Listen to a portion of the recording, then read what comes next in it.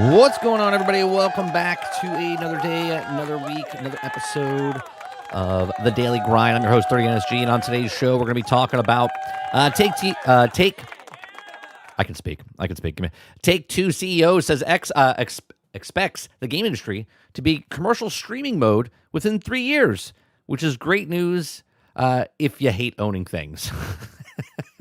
I mean, there's one thing I can say on this channel is that I'm ahead of my time, because I've watched more and more videos now of people speaking about the streaming stuff, and there's articles coming out, and all of these other people start talking about streaming and how it's going to be a major player. Meanwhile, when I just said it a couple of years ago, people thought I was out of my mind, and now because of what Sony did and what they're all saying, everyone's like, yeah, of course, this is the next step. I saw this coming. But it is absolutely amazing. So we're going to read that article. We're also going to watch a video, Why Listen to the Community is Bad Advice, from Mark Darrah. We haven't watched a Mark Darrah video in quite some time. He used to work for BioWare and whatnot, so we're going to watch that. And then we have a video from Zenkai Vibes. We watched him last week or 2 weeks ago. Okay. And he was talking about how he got scammed with Halo. Well, now he's got a video that said, I got revenge, but he's really just talking about the stats, the achievement list, and how many people are actually playing Halo. And he goes over and he has data points, and I love data points. So we're going to watch his video as well. And if we have time, we'll talk about a new streaming service that can stream PlayStation 4 and 5 games to your handheld device or your phone. So we'll talk about that as well. And then we'll talk a little bit about No Man's Sky. And if we have time, we'll talk about Spider-Man Brand New Day. How's it going, chat? Hope you guys had a wonderful weekend. This weekend, I played a little bit of Gears of War. When I say a little bit, I played about 12 hours worth of Gears of War E-Day, all PvE. So I'll give you my thoughts on that a little bit later as well. What's going on, chat? Let me see who's all here. Let me scroll back up here. We got Altern, Aku, Brain Eclipse. Who am I missing? Sorry, it just moved on me. Water Bear, Big Mo, Jason, Altern, Crowded. What's going on? More Bears. What's going on? Travis, good morning. Jesse Mack, good morning. Chopper Eric, good morning. I think that is everybody. If I missed you, my apologies. All right. This weekend, I played Gears of War E-Day, and I have to say, I mean, we streamed it on Friday for you guys to watch and whatnot, and I had a blast. I had a blast playing it. I saw some people, I think Kingard actually had problems playing the PvE version. He was just playing PvP and said it was very good. I know Brain Eclipse in chat said PvP was very good. I didn't play PvP at all. I played just the 12-man PvE Siege, Horde Siege mode, or Siege Horde mode, whatever it was. And man, it was a blast. I leveled up the Assault class all the way up. I got the Marksman class to about level 5, I think it was. It feels good, man. It feels good. The graphics obviously look good. The actual movement felt really good. I didn't have any problems. I played of the 12 hours that I played 10 of them on console, and then I played 2 hours on PC. Felt very good on both.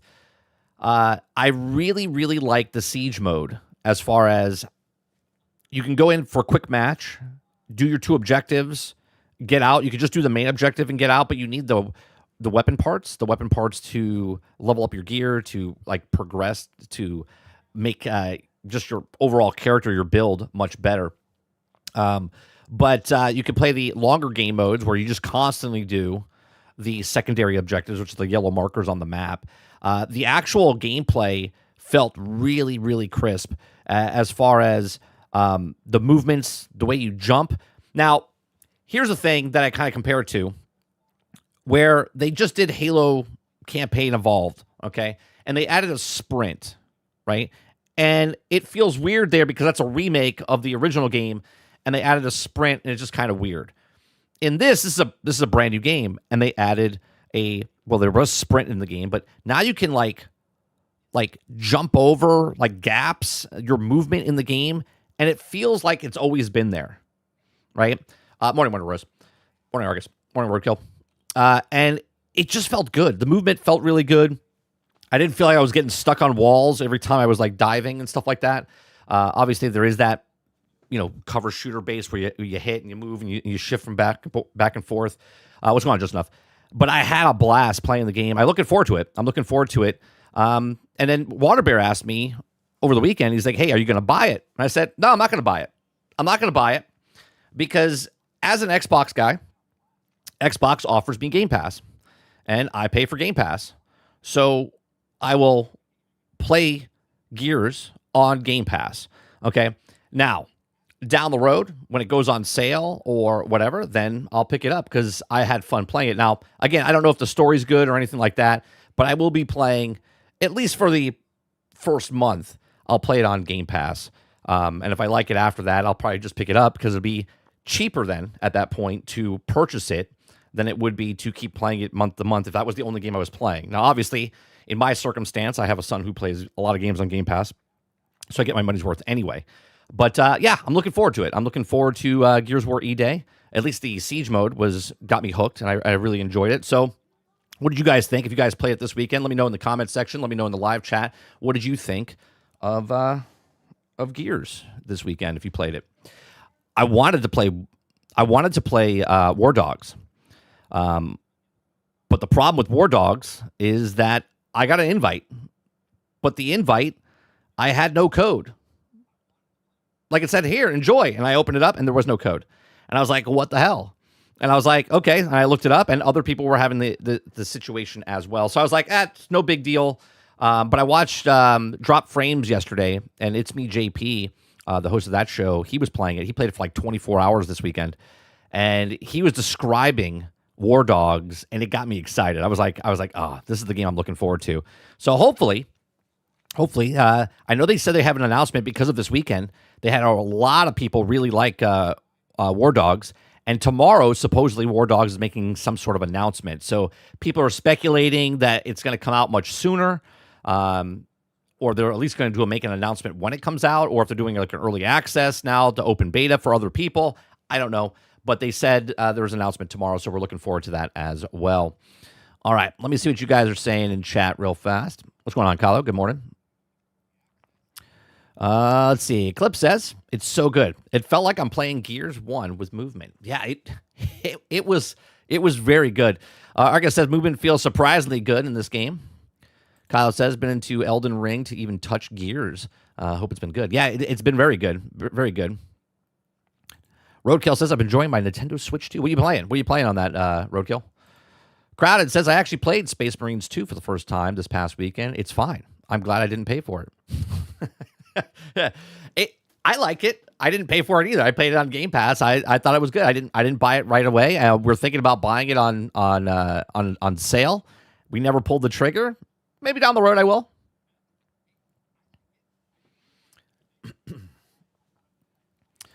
Waterbear says, I saw some high-level PvP players playing this weekend. Looks good. Heard the campaign is top-notch. So it played one PC purchase for me. Maybe considering releasing day and date on PC Game Pass. Are you talking about Gears or are you talking about War Dogs? Waterbear. Are you talking about Gears or are you talking about War Dogs? All right. Let's get to the first article. Gears. Okay.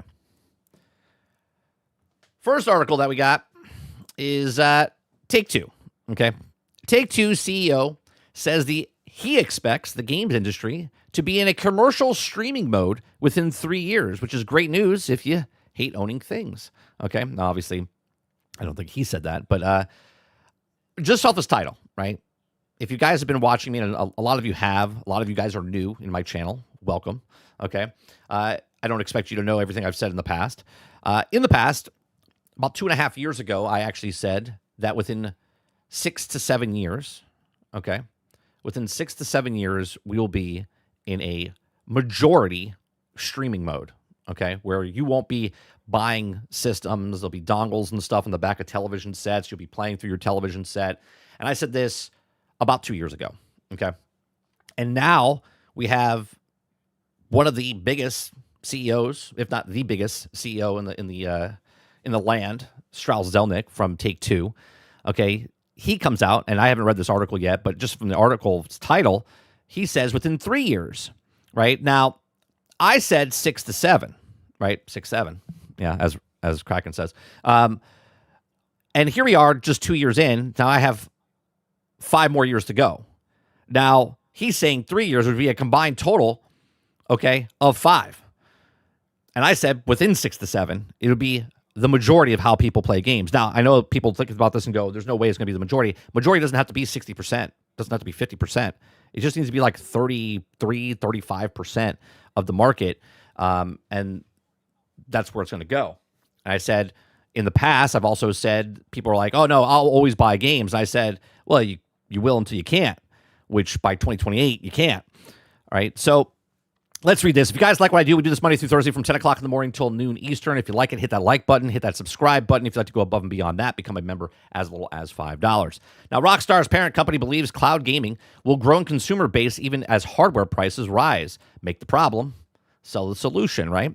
So during Take-Two's latest earnings call, Strauss Zelnick said the current computing hardware crisis, the one that's making the economical fly road trip from UK to buy MSR GPUs and NVIDIA's QuakeCon booth, can also buy one anywhere online, is, quote, the main directly. Not a good thing. He says, but while the skyrocketing cost of consoles and components are also threatening the price of customers out there for pastime, Zelnick and Take-Two doesn't see increasingly inaccessible gaming hardware as an insurmountable problem. Okay, in part that because Rockstar parent company expects a lot more of us will be streaming games in the near future. Now, I tried something this weekend, okay, and I'll add on to that a little bit later. Okay. The advent of streaming, Zelnick said, it's something that Take-Two believes is right around the corner in terms of having something that's low latency and really works well for consumers. Machines that weren't game machines before will become game machines. Now, we do this now with GeForce Now. We do this now with other companies where you can just play the game. Now, I know people look at this and go, well, Stadia failed. Stadia failed because of the business model, right? You already own Call of Duty, and then to play it on Stadia, you would have to buy it again. And it was like, why would I buy it twice? Okay. Where this is that you don't own the game at all. You just get a service. Or if you're going through Game Pass or PlayStation or from Netflix, okay, or from Amazon Luna, you'll just buy a subscription model for that month and you'll play the game through there. Or you'll buy the actual game and you'll stream it through the cloud, which is happening a lot now, right? Xbox is doing a lot of things where play anywhere type of thing, where you can buy the game, own the game, and then you can also get the digital copy and play it anywhere as well. So as a result, the company has imagined the customer's base will continue to grow as cloud gaming becomes standardized, regardless of what happens in traditional gaming hardware market. Now, that's if you believe in streaming, Zelnick said. And to be clear, we really do. I'm happy to put this timeline on it.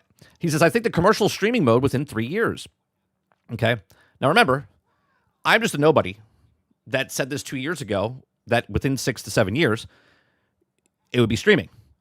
And I'm a crazy guy, and people told me I was crazy, and I don't know what I'm talking about, and the infrastructure is not there.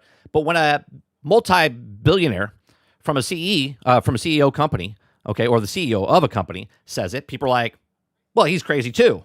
But he's more valid because, well, he knows what's happening in the industry. And Grand Theft Auto is in this position, okay, or Rockstar is in this position, where if they say jump, outlets say how high. Because this is the biggest piece of entertainment in history. Okay, Grand Theft Auto 5 has sold almost 300 million copies. Yes, Minecraft is bigger. Yes, Tetris has sold more. But Grand Theft Auto is a $60 game. And there's online. And people pay monthly. It makes billions of dollars a year on the online service, right? On top of the sales that they did. So if they decided that if Rockstar decided that they didn't want to team up with PlayStation or Xbox or put it on PC, and they're just like, yeah, we're just streaming it now on our own Rockstar launcher, people would go get the launcher. They would, right? They would, because they're that infatuated with the Grand Theft Auto brand. They want to play the game, no matter where it is. So Zelnick estimated broader adoption of the cloud gaming could effectively increase Take-Two's potential user base tenfold. That's right. All right, that wouldn't necessarily produce a tenfold increase in revenue, he said, as the company's most avid customers are those who already have traditional gaming hardware. But game streaming creates a great opportunity for titles that are also broadly desirable, even outside the core markets. Some of the amount of Zelnick's vision is glorious and lucrative gaming streaming future is believable. It's easy to imagine, right? It's amazing now that people are writing this and they're saying it out loud. But when I said it years ago, people thought I was fucking crazy. He's saying it's easy to imagine that there's a number of people out there who might, for instance, be interested in playing Take-Two games like GTA 6, even if they aren't otherwise compelled to invest in a gaming setup, especially at the cost of building one's continuous to rise. Okay, but for streaming to become more common standard in gaming, you'll need to overcome a profound and intensifying anxieties about the game's media ownership. Okay, or annex. Here's the thing: the people that want to stream don't care about owning or buying digital. It's about convenience. They're like, oh, cool, I can download this game off my phone. Oh, cool, I can play this game on my television set, right? There's this whole other market, sort of like what happened in COVID time, right? When you were stuck in your house and people that never played games before started playing games, right? Why? Boredom, convenience. So they started playing video games, and they thought that number was going to constantly go up. Well, then realization came in where they had to go back to work, and then they realized that they don't have the time to actually play those types of games. And the reason they don't have time to play those games is because of price compared to time, right? Where if you're working 60 hours a week and you're not a gamer, you're probably not going to game. You're going to come home and relax and whatever else. But if you're a person that works and likes games, you're going to come home and you're going to game. Well, how do you get into that how do you get into that other market? How do you break into the market of people that don't have the time? Well, you lower the cost, right? You make the problem and you sell the solution. The problem is consoles are going up in price. Hardware is expensive. PC, consoles, whatever it is. How do you get people to get into your ecosystem? How do you get people to make more sales in your division, okay, for the video game? Well, you put it on television sets. Well, how do you get it on television sets, right? Now, Take-Two, maybe they don't want to make their own launcher, but they could go with somebody else. They could make a deal, okay? They could make a deal with a company like Netflix, which we've talked about in the past, okay, where they could stream something like that. They could make a deal with Amazon. They could make a deal with Netflix. They could make a deal. Now, obviously, it doesn't make sense to make a deal with Xbox for consoles because it's the lowest common denominator in the business, right? It's third place. The Nintendo Switch 2 is not as powerful.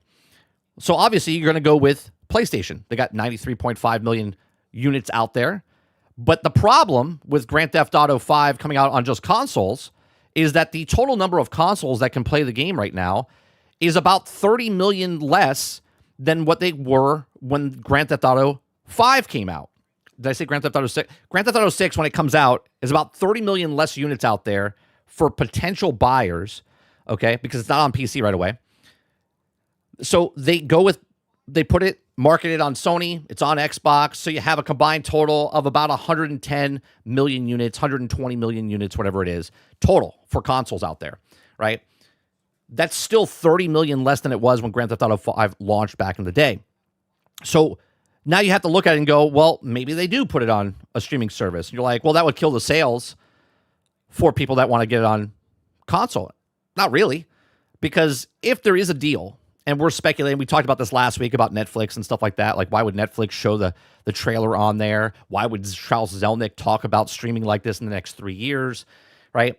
Not saying it's going to happen, but if it does happen and Netflix has some sort of deal in place where they can stream, you can play Grand Theft Auto 6 through the cloud, okay, through Netflix, why would Take-Two care, right? One, they're not putting it on PC. They're putting it on Netflix, right? Again, speculation, not saying they're doing this, just a talking it out loud point type of thing, okay? Where if they don't come out day and date on PC, you can still play it if you have Netflix on your PC because you can watch Netflix on your PC. If you have a television set and you have Netflix, you could play it through the television set. If you have a mobile phone that's compatible enough and you know a newer model, you could download the games and play it on your mobile phone, right? So it makes sense because there's less people out in the market. And he's saying 3 years, it's going to be the major force to be reckoned with here. But what if right now they make a deal and they say, hey, yeah, you can play Grand Theft Auto 6 on Netflix streaming. That'd be huge, wouldn't it? That'd be very interesting. It would shake up the market instantaneously. And then people would be like, wait a minute, why do I want to play? Now, again, we don't know if it'll run smooth or whatnot, but it's interesting to talk about, right? It says, Sony announcing the end of the disc production. They're also justified uneased amongst consumers about being left with a no way to access games outside of streaming and subscription services that can be also shuttered as soon as stop generating request revenue figures. Okay, so even Hideo Kojima is feeling about the recently shared his fears that it's not able to be freely accessed by movies, books, and music. And this is what they have loved. And Zelnick was bullish about the digital media disruption. Okay, elsewhere in this week's earnings call, he worth noting that the previous went on record in 2020 as being the highly skeptical at that subscriptions will be the only way and primary way to interactive entertainment is distributed. In time, however, he might validate the prediction of Ubisoft's director of subscription, Philip Tremblay, who said in 2024 that the gamers would get comfortable with not owning a game. It's the hardware cost that crisis continues to worsen. We might not have a choice. You won't have a choice, right? Make the problem, sell the solution. You raise the prices up. People that want to buy the product are going to buy the product, and everybody else can't. But they can still access it for a small little fee. So these are my thoughts. Let me know what you guys think in the comment section down below. Again, I'm not saying that Netflix is going to come out on the 27th and all of a sudden say Rockstar and Grand Theft Auto 6 is going to be able to stream on Netflix. But where there's smoke, there's fire. Okay? When the guy who runs the biggest company for the biggest piece of entertainment, which is Grand Theft Auto, says that he believes that in 3 years from now, that streaming is going to be a force to be reckoned with, you got to listen. Because he owns the biggest thing. And if he decides to put it on there, well, then he's correct. So there's got to be something about this down the road. Now, I'm not saying that, again, Netflix is going to say it on the 27th, but this could be a test on how many people tune in, how many people are interested, where they just watch the trailer on Netflix, and then Netflix can be like, yeah, you see, we have an interest. And then Strauss looks at them and says, okay, let's do it. Right? And they make a deal down the line, and it could be a year from now or whatever it is. But these are just my thoughts. Let me know yours in the comment section down below. What do you guys think? Right? What do you guys think? Do you think he's correct? In 3 years from now, commercial streaming will be the mode that everyone majority goes with. Let me know in the comment section. Let me know in the live chat. Please make sure you share, like, subscribe, and if you like what I do here, check out some of our other videos. All right, let's get to chat. All right, chat. Let me see what you guys are saying. Let me scroll back up here. All right. Kyle says we're going to be forced because we won't be able to afford the hardware because it's artificially going to inflate the prices to the moon. Right? Like I said, I've always said this, Kylo. Make the problem, sell the solution. Roadkill says there'll only be like maybe 30% of the U.S. allot to play places have shitty-ass electric internet. 100%. But you got to start somewhere, right, Roadkill?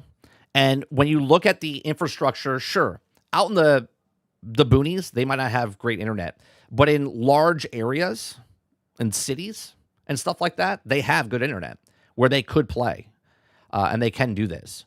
So not to say it's got to be rolled out worldwide, but they're going to do it. And the majority is going to do it just like mobile gaming has taken over, even though we don't consume mobile games a lot. At least this channel doesn't. That doesn't say that people are not playing games on mobile phones. Crowd says these guys trying to downplay digital only on console are despicable. Kyle also says kind of sucks that they're using GTA 6 as the weapon to force down our throats. Unfortunately, I mean, what other way would they do it? What other way would they do it? They got to find a good popular game to put it across your lap, and this is the perfect weapon, right? Kraken says also latency was horrendous. Jesse Mack says, this is telling me another same old shit subscription service.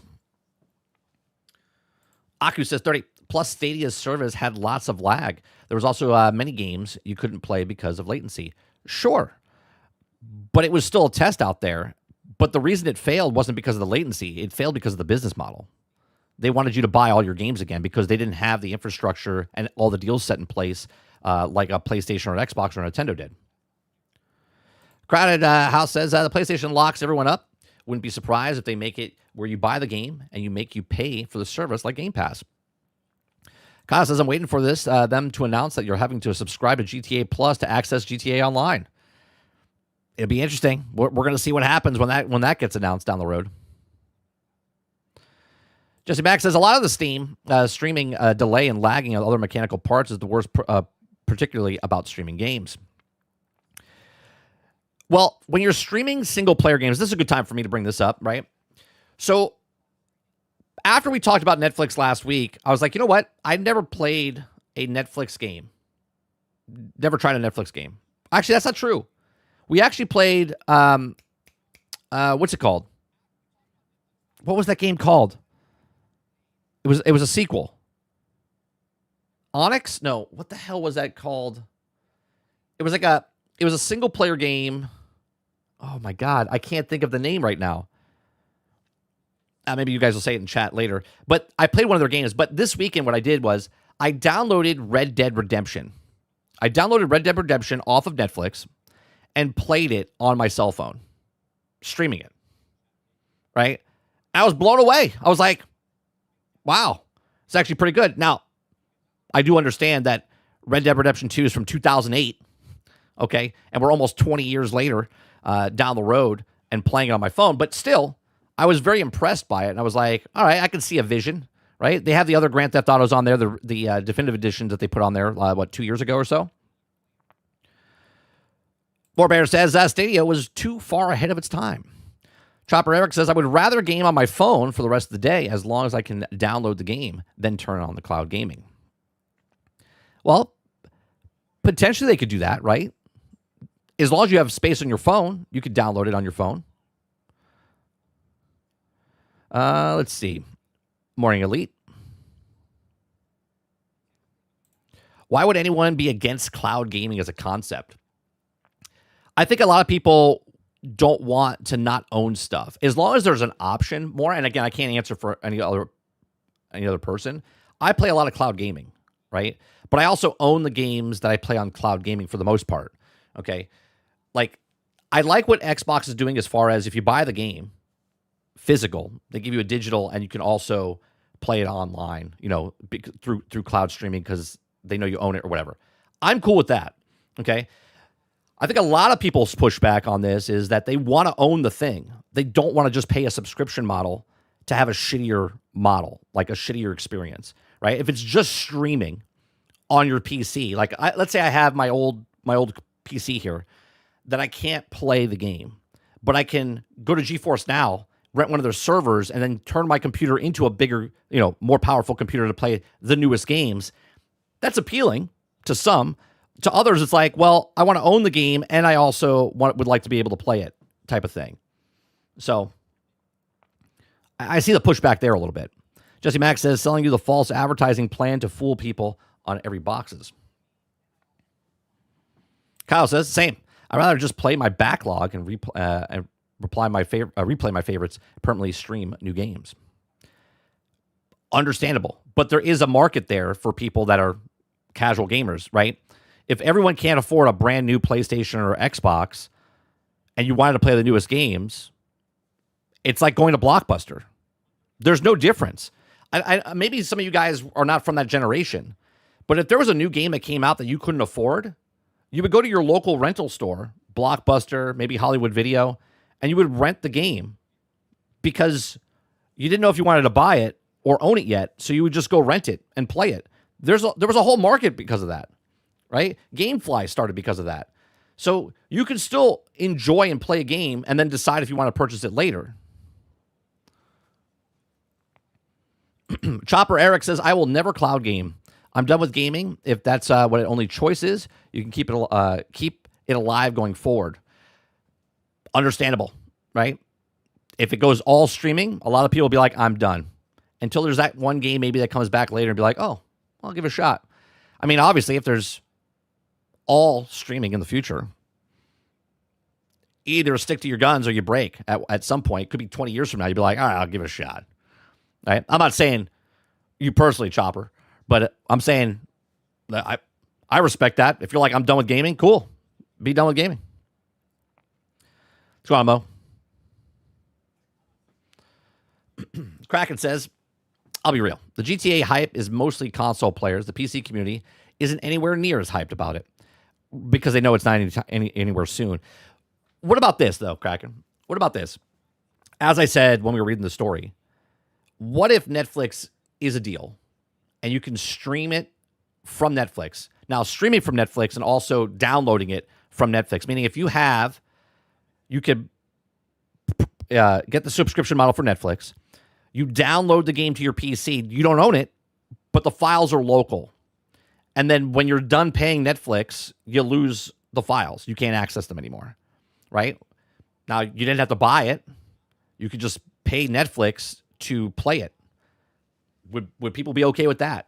Again, we're all just doing a what-if moment, right? I don't know if any of this is happening.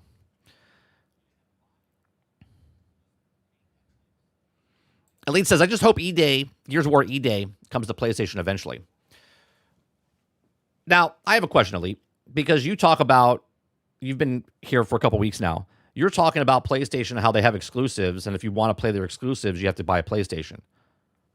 So what gives here? What gives here?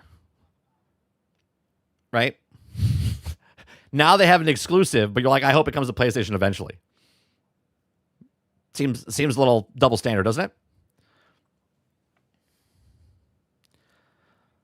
it? Tarnish says, Kraken.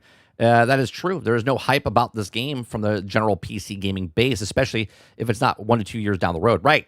There's no hype because they know it's coming down the road.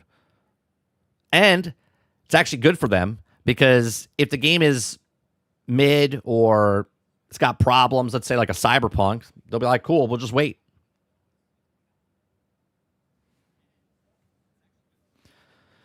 Warbear says, well, to be honest, I don't think it will get to those Steam DB numbers unless it's released day and date on PC.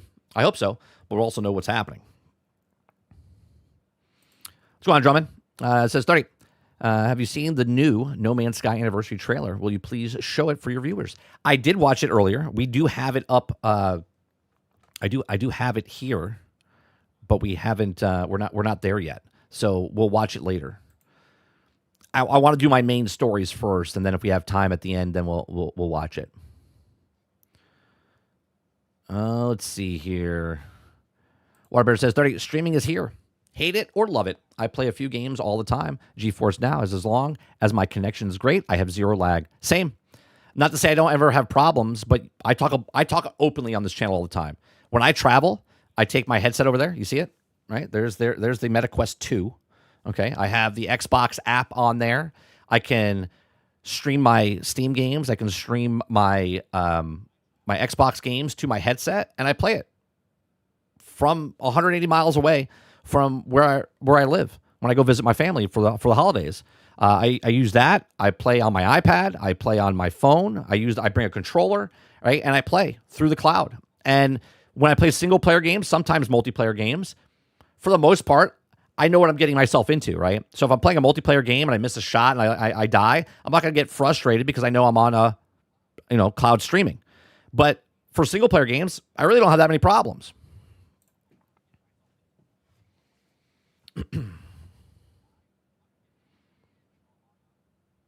Big Mo says, man, Gears of War E-Day is fucking fire. Y'all better be getting an Xbox or PC and enjoying it. I played it on both the Xbox and PC. I absolutely love the Siege mode, Mo. I don't know if you heard me say it earlier.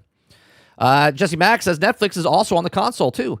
Take this out. What if Netflix and Rockstar will be able to connect your Netflix account with Rockstar accounts and give your access to 50% off or play Rockstar's website? Yeah, who knows what they're going to do as far as do they allow it on the consoles? Is it a what if moment? Because we're not saying it's happening. If Netflix does a deal like this where you can stream the game, I mean, right now, can you go? And I don't know this. I've never tried it. Can you go to PlayStation or Xbox? Go to the Netflix app and play video games from Netflix on your console? I don't think you can. Certain TVs you can't because they're not newer TVs. But I know you can play it on the television set. I know you can play it on a mobile phone or your tablet with certain devices. I've never tried Netflix on the console, so I don't know. Kylo says Xbox and PlayStation were down for almost a day. You couldn't even play anything. Meanwhile, my Steam library works whether or not it's online or not. I don't want to rely on services to play the games when I want. Totally understandable. Let's see what else you guys got going on here. Oh, it jumped down all the way to the bottom. I missed a bunch of stuff. Hold on. What the hell happened to my chat?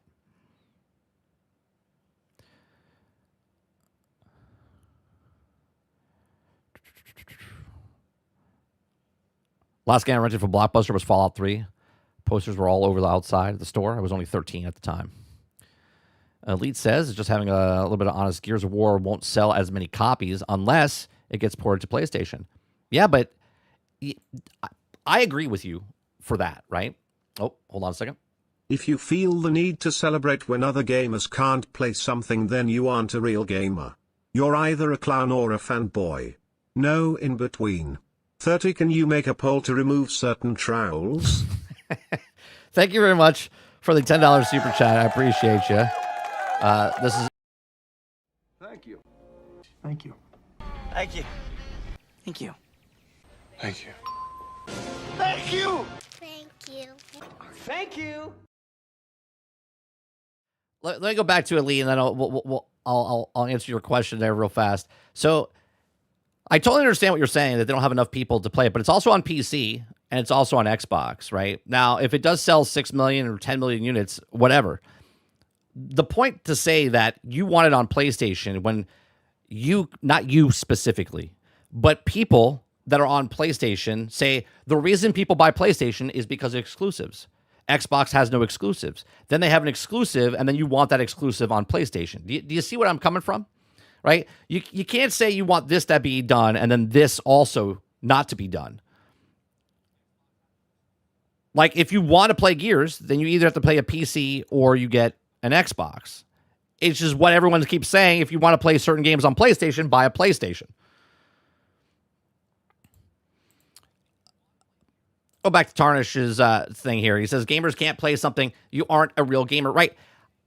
Like, I'm for, this is why I like Xbox over PlayStation as far as games go.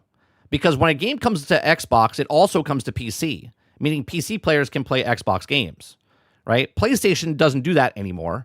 And when they did, the people that were interested in those games, because they didn't want to buy a $600 console at the time, now $700, $800, now $900 console, they just bought it when it came to PC years down the road, which I have no problem with if you're doing it years. Now, the business model for Xbox, I do have a problem with as far as Game Pass, putting games day and date on Game Pass. I think you should just launch it, right? You should just launch it.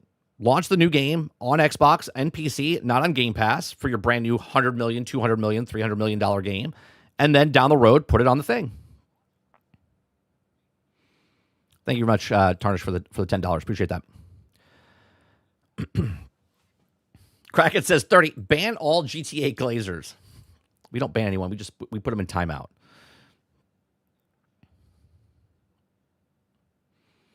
Let's see here. All right. Let's move on.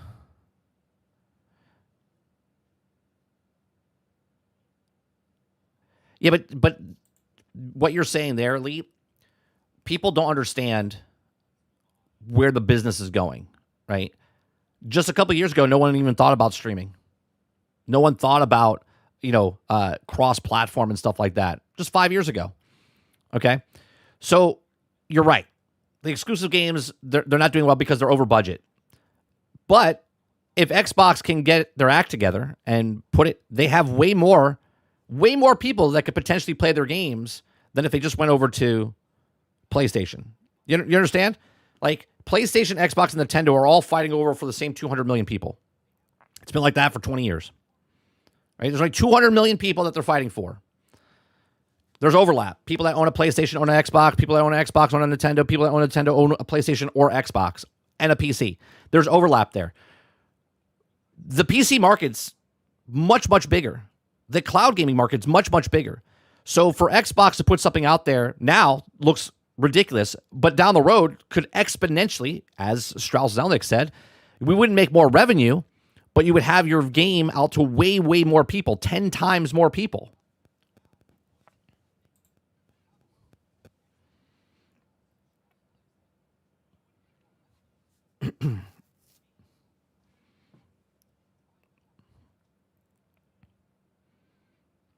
Roic says, instead of releasing them outright on Game Pass, just do a 2-hour trial on Game Pass, and if you want to keep it playing, you can buy it. We've talked about that, right? I think that would be a phenomenal thing to do. Your brand new games that you paid for, like God of War, not God of War, sorry, Gears of War. If Gears of War came out E-Day and you couldn't play it on Game Pass, right? You couldn't play it on Game Pass. Now, if they want to put the multiplayer, right? If they wanted to put the multiplayer business model wise on Game Pass, and you're paying monthly, and you don't want to buy the game, you're just playing it.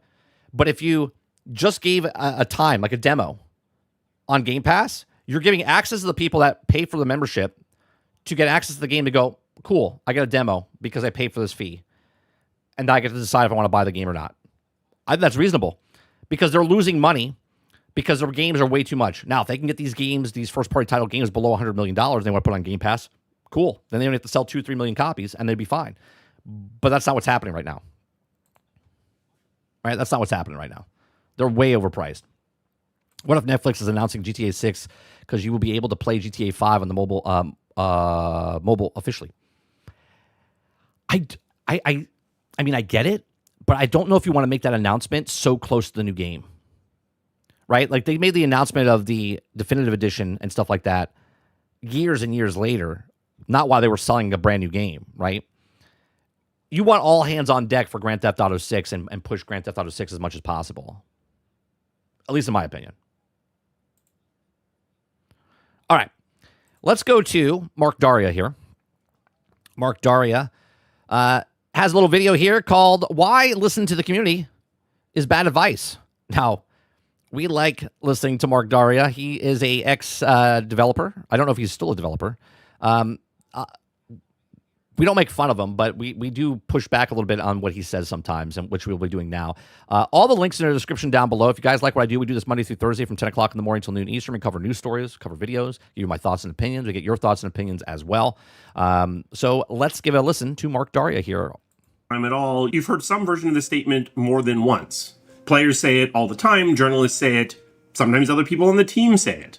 And on the surface, it makes perfect sense. Of course you should listen to people that are playing your game. Except it's more complicated than it sounds.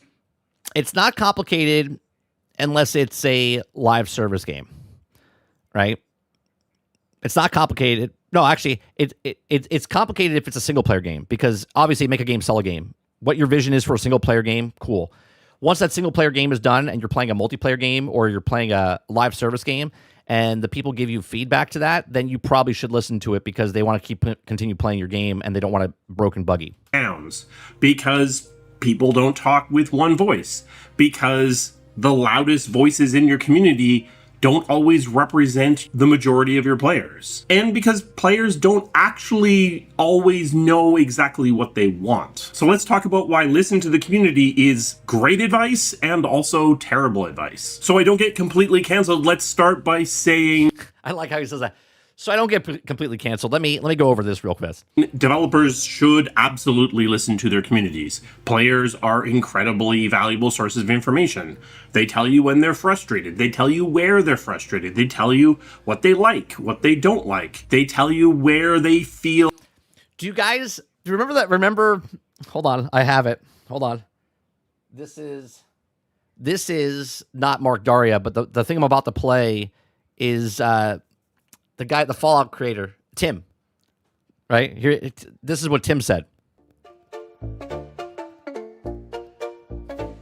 Tim Kaine walks in with a question so bold. Do gamers know what they want? He's told. The crowd says yes, but then starts to fight. Tim shakes his head. Yeah, that sounds about right. Tell me what's good, not what's gone wrong. If you just complain, the list gets too long. You say, this sucks, but what do you mean? Fix the bugs or scrap the whole scene. Tell me what's good, give me a clue. If you only rant, then what can I do? Do gamers know what they want? No. Do devs know what gamers want? Also no.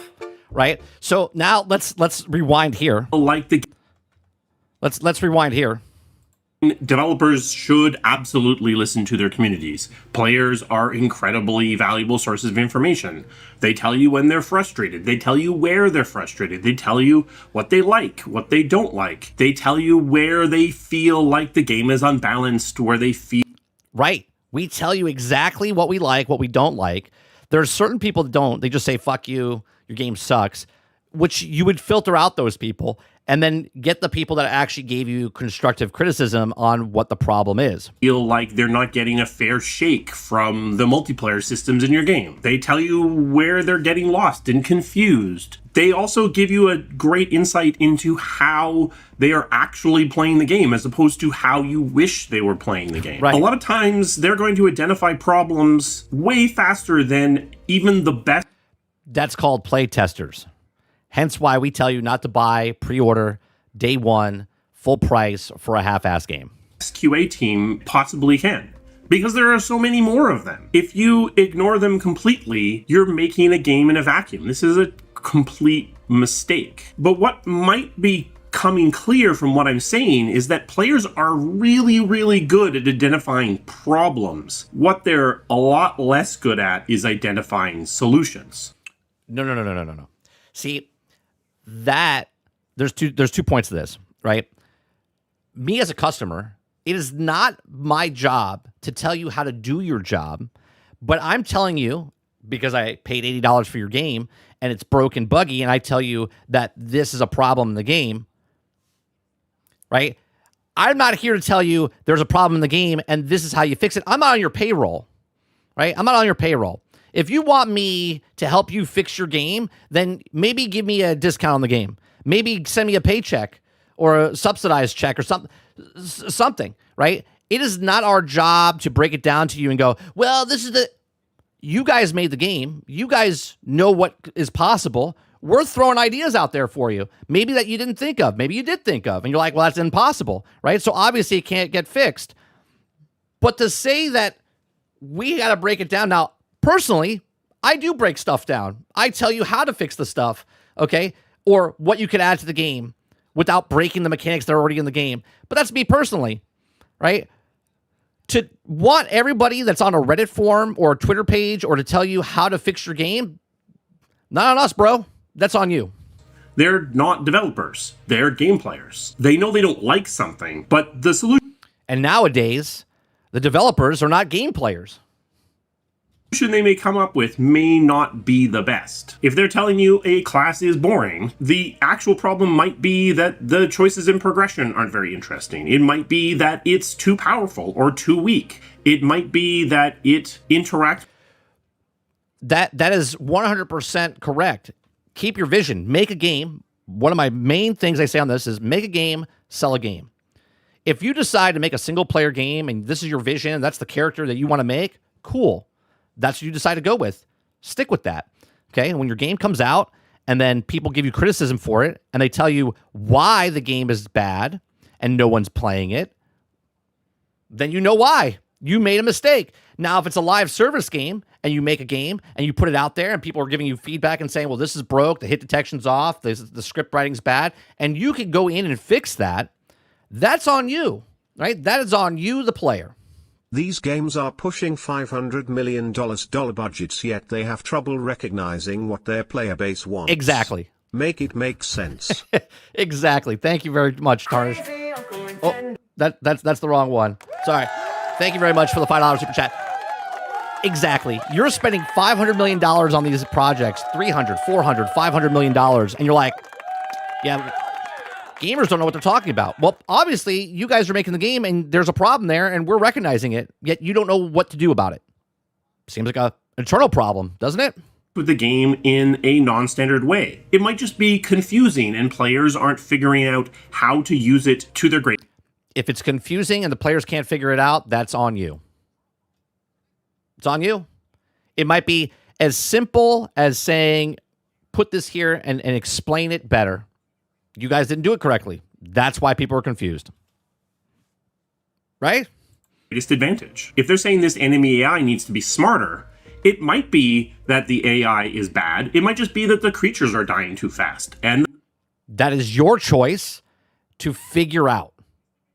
I can't sit here and go, well, you need to tune this guy about 3 seconds. 3 seconds is no. NPCs are idiots. Fix it. The balance is off. It might be a simple mistake in pathfinding. The feedback that this class is boring or these enemies need to be smarter isn't useless. It's incredibly valuable. It's giving you a window into what they're feeling. You need to understand and pick apart that feedback and understand the problem underneath the solution. If one person says, this is broke, I don't like it, but 10 people are like, I love this game, you don't go with the one person and go, we got to figure out how to fix this guy.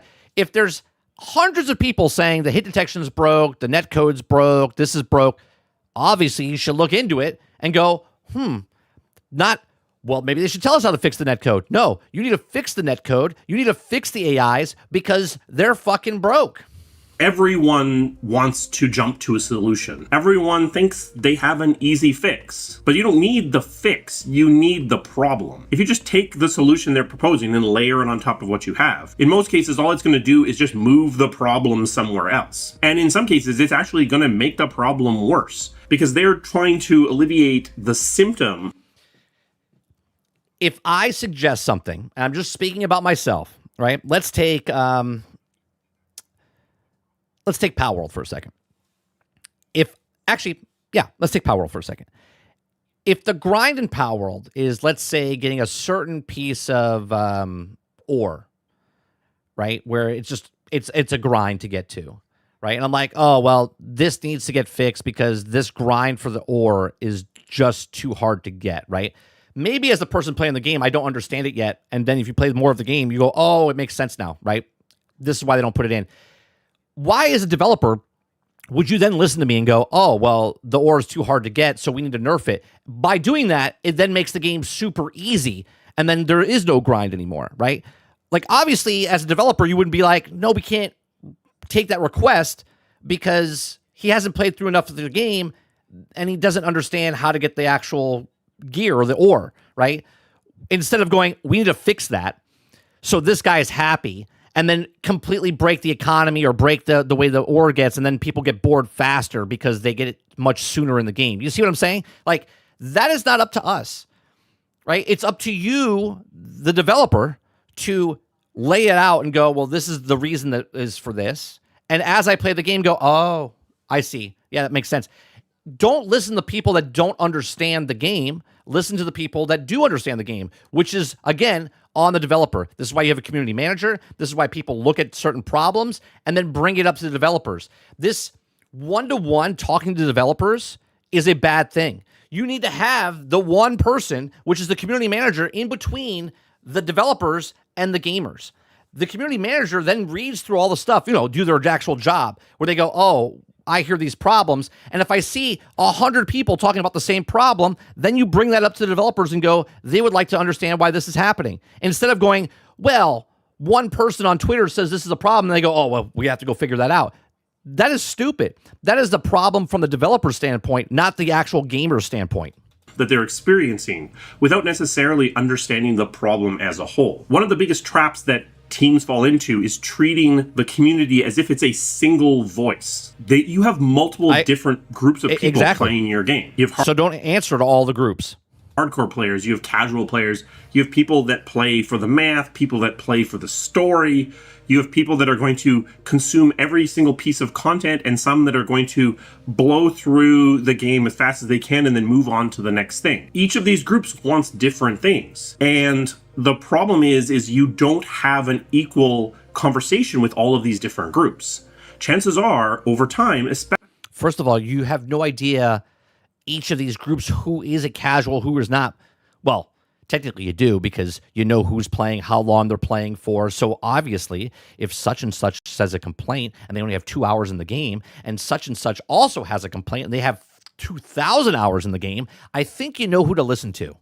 I don't know, just put it out there. Especially if you're a studio that's been around for a while, you've built up a pretty deep relationship with one of these groups, and then a weaker relationship with a couple of others. And there are some groups that you're never... First of all, you can never make a relationship with a casual gamer.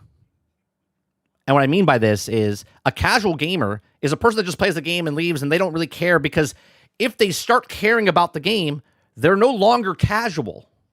They are now a fan of the game and become more in-depth about the game, and they want to know more about the game. Where if you're just a casual person playing a video game, it doesn't matter if you like it or don't like it as far as giving feedback, because you're not a fan of the game. You're a casual player of the game. We're talking to at all. Those hardcore players, they want more math. They want a crunchier system. They want Sounds like they told you what they wanted. realism. They want complexity, complexity, complexity. But that's going to potentially make the systems unconsumable by other players. The people.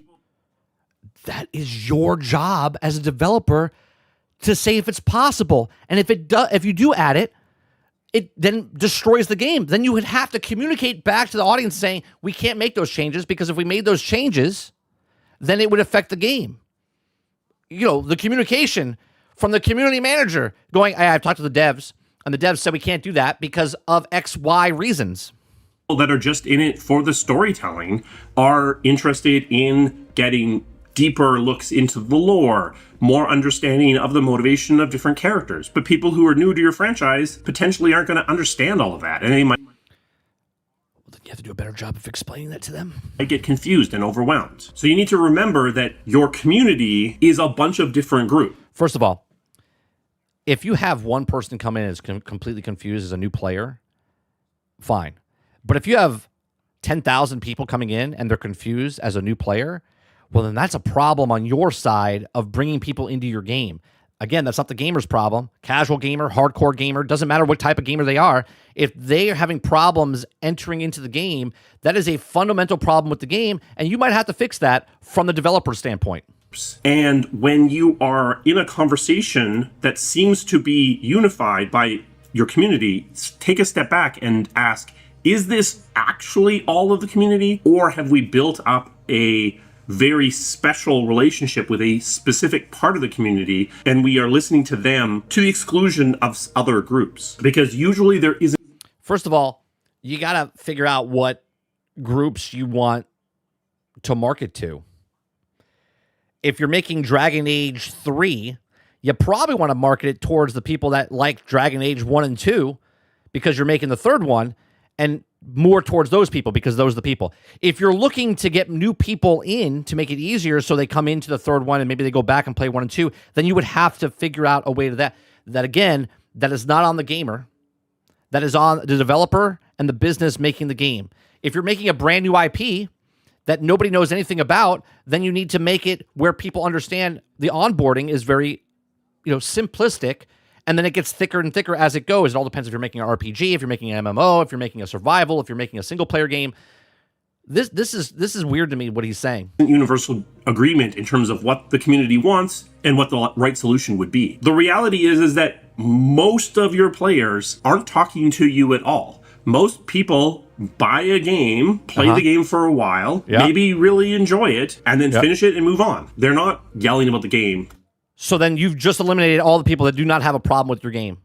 Even if they had problems with the game, they don't care enough to vent their problems with the game, so they just play the game and move on.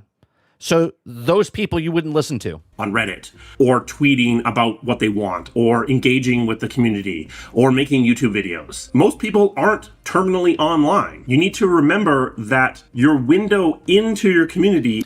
If the people that are terminally not online, then they don't have any problems. They haven't said what they liked or disliked. They just played your game and moved on. Is narrow. Even if you are being careful to try to hear from all of the parts of the community, you're only... Don't worry, Sarge. This is foreshadowing into the next story after this. Only hearing from the most vocal parts. If at all possible, you want to have other sources of data, telemetry, achievements, other things that are going to give you a glimpse. It's almost like I run a show every morning and I do these things on purpose. Hint as to what's going on in the silent majority. There's the Henry Ford quote, if I had asked people what they wanted, they would have said faster horses. And this is applicable here as well. If you ask players... You can always get faster horses as mounts. what they want, they only have the ability to tell you that within the context that they already have. They can only give... Yes, Mark. because they don't know the other side. So then you, the developer, would have to differentiate if the person's saying the things they can, if it's actual feasible to make the change. If it is, you can make the change. If it isn't, then you don't make the change. I don't understand. What's happening here? Give you ideas within what they understand. They understand what they experienced. They understand what they felt. They understand what they didn't like. But they're not designers. They're not artists. And some of you guys are not gamers.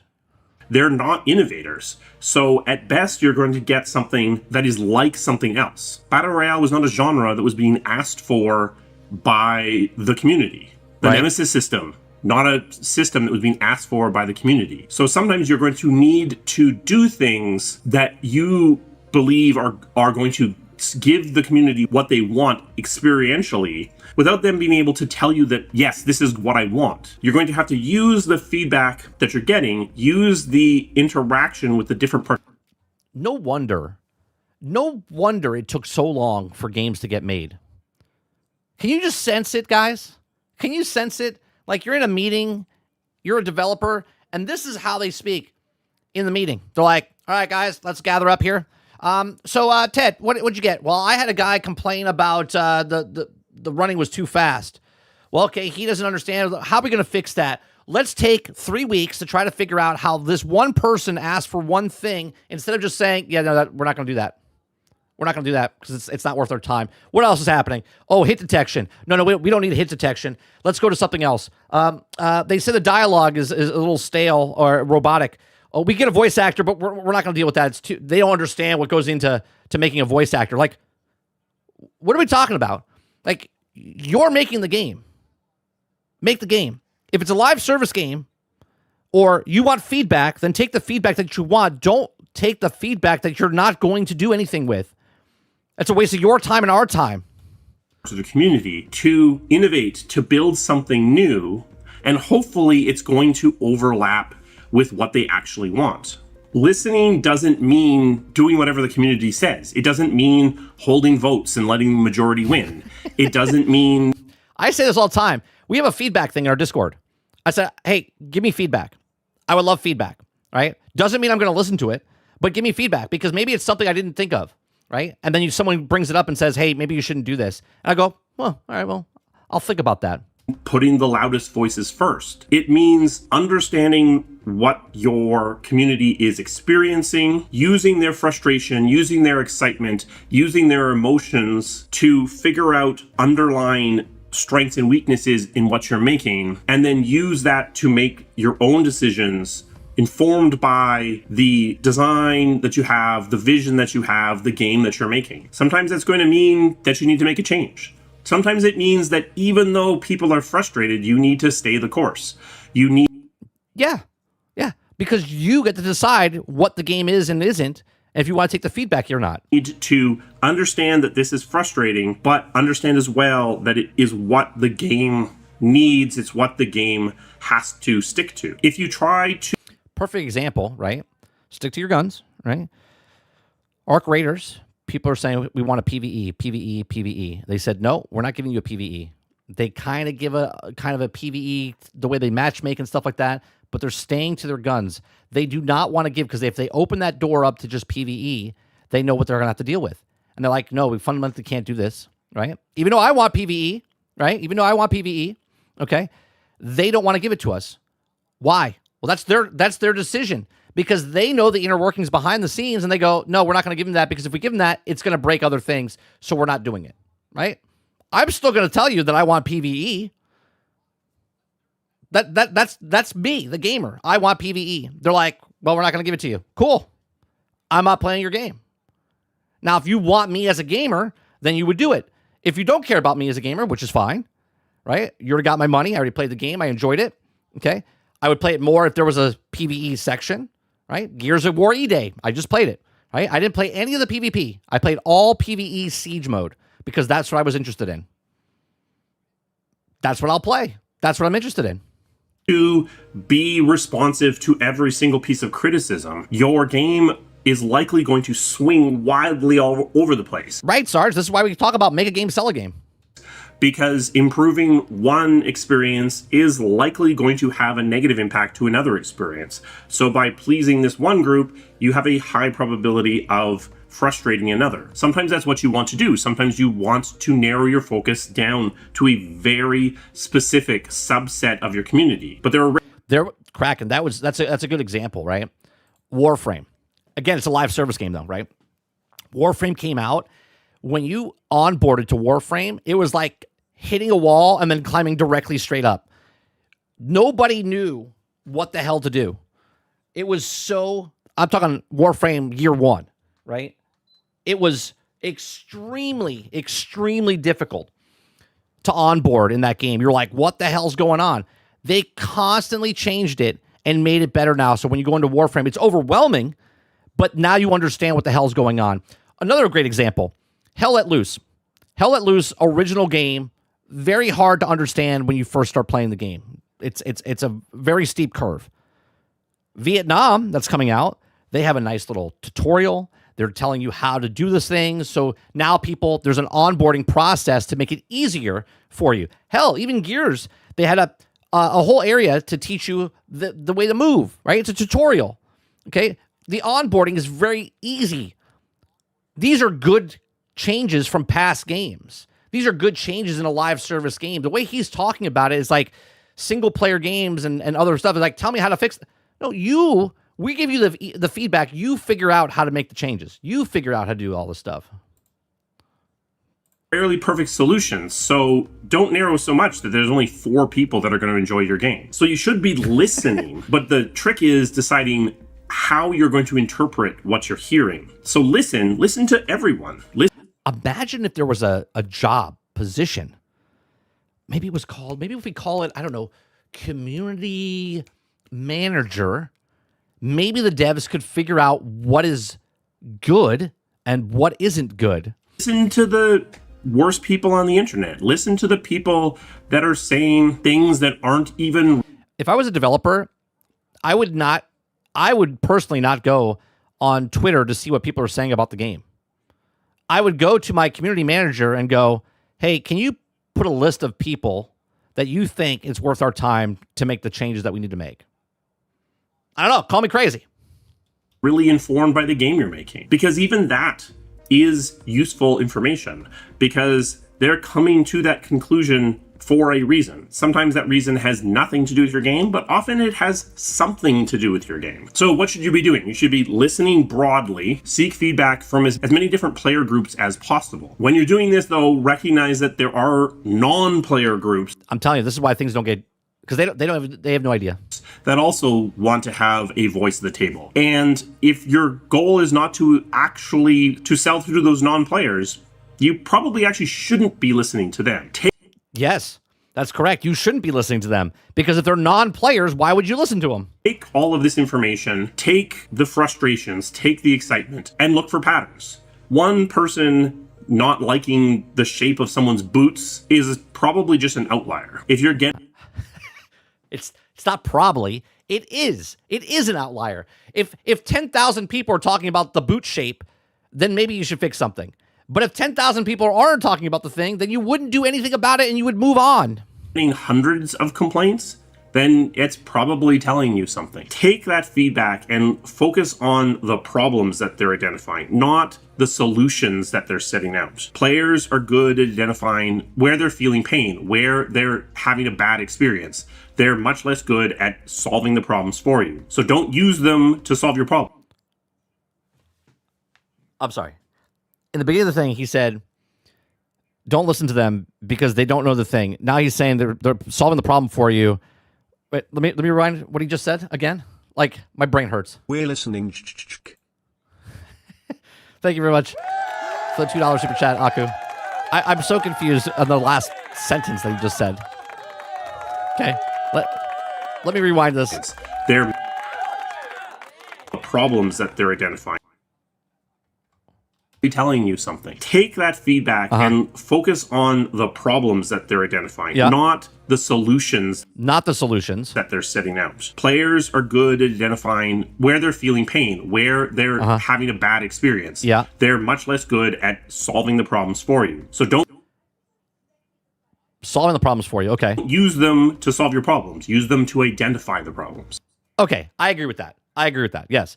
Don't take the feedback from us if it's constructive criticism to how to fix the solution, right? Just know there's a problem there, and then you, the developer, fix the problem. Yeah, that's how that works, right? I'm not on the payroll, like I said in the very beginning of the stream. Remember that most people are not terminally online, so get as many different data sources as you can. Get the feedback from the community, but do play testing, put telemetry in, look at what's actually happening with sales of other games to try to figure out what the reality is versus what the community is.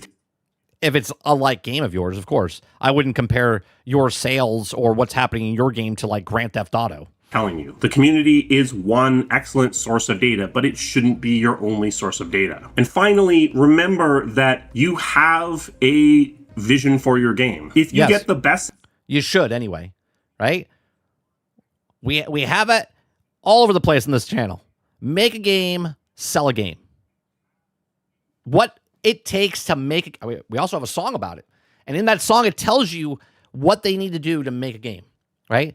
It's the blood, sweat, and tears of making the game. Your vision, making it come to life, regardless if it comes out and it only sells 1 million copies, or if it sells 5 million copies, or if it sells 20 million copies. As long as you're good with the game that you set out to make, if it was 2 years, 3 years, 5 years, 7 years, make the game, sell the game. If it comes out and it's beloved by everybody, fantastic.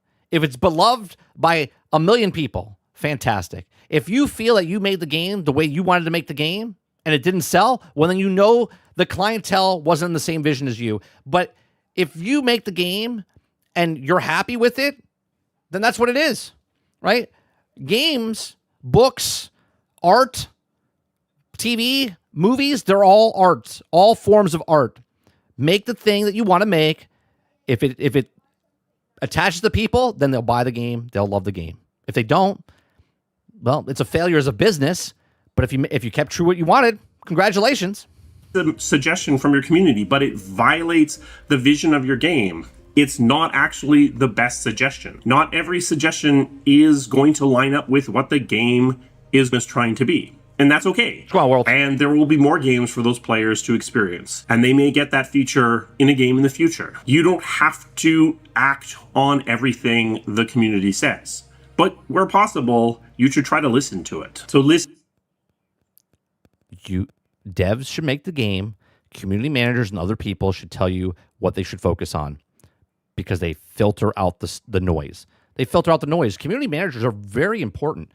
As someone had said earlier, I think it was Altern, right? If community managers weren't arguing with fucking fans on the internet, instead of just taking all the info, putting it in a spreadsheet from most important to not, the whole business would be better for it. One, because they're not communicating and arguing with people online, right? And they're just giving the feedback to the thing. So when a person like Mark, the head of the company, comes out and says, "Hey, what do we need? What's everyone saying about the game?" Well, we're in week 1, and a lot of people are talking about the balance issues. Okay, that's priority number 1. We gotta fix the balance issues, right? Like nobody cares. Be like, well, 6'4" Warden Niner says the shoe size looks a little bit off. And they're like, oh, we should get on that. Well, something else is important happening, and they're not fixing it. Like, that's your job. That's what these people are for. Listen to your community, but it isn't about obedience. It's about understanding. Communities provide you the deepest amount of feedback you're going to get from your players, but it isn't going to be the widest source of feedback. So integrate it into many sources of feedback, because great games aren't built by just doing everything they're asked. They're built by understanding what the players are interacting with and also fitting that into the overarching vision of the game they're trying to make. Sometimes what the community wants and what the right solution is are going to line up perfectly. Sometimes, yeah, that's just luck. The solution is different than what the players think it is. Sometimes the right response is to not respond to the feedback at all and simply that's exactly right. Accept the frustration that, unless the feedback is what everyone's screaming about on the internet, and then you're like, yeah, we can't do that. Then say it. Don't ignore it. Say why you can't do it. comes from the way you've chosen to do something. A special thanks to my members. They provide the resources that this channel needs to keep running. If you're interested in becoming a member, there's a link to that down in the description. We also have a Patreon if you're... So there you go. Mark Darrah, link in the description down below for his channel.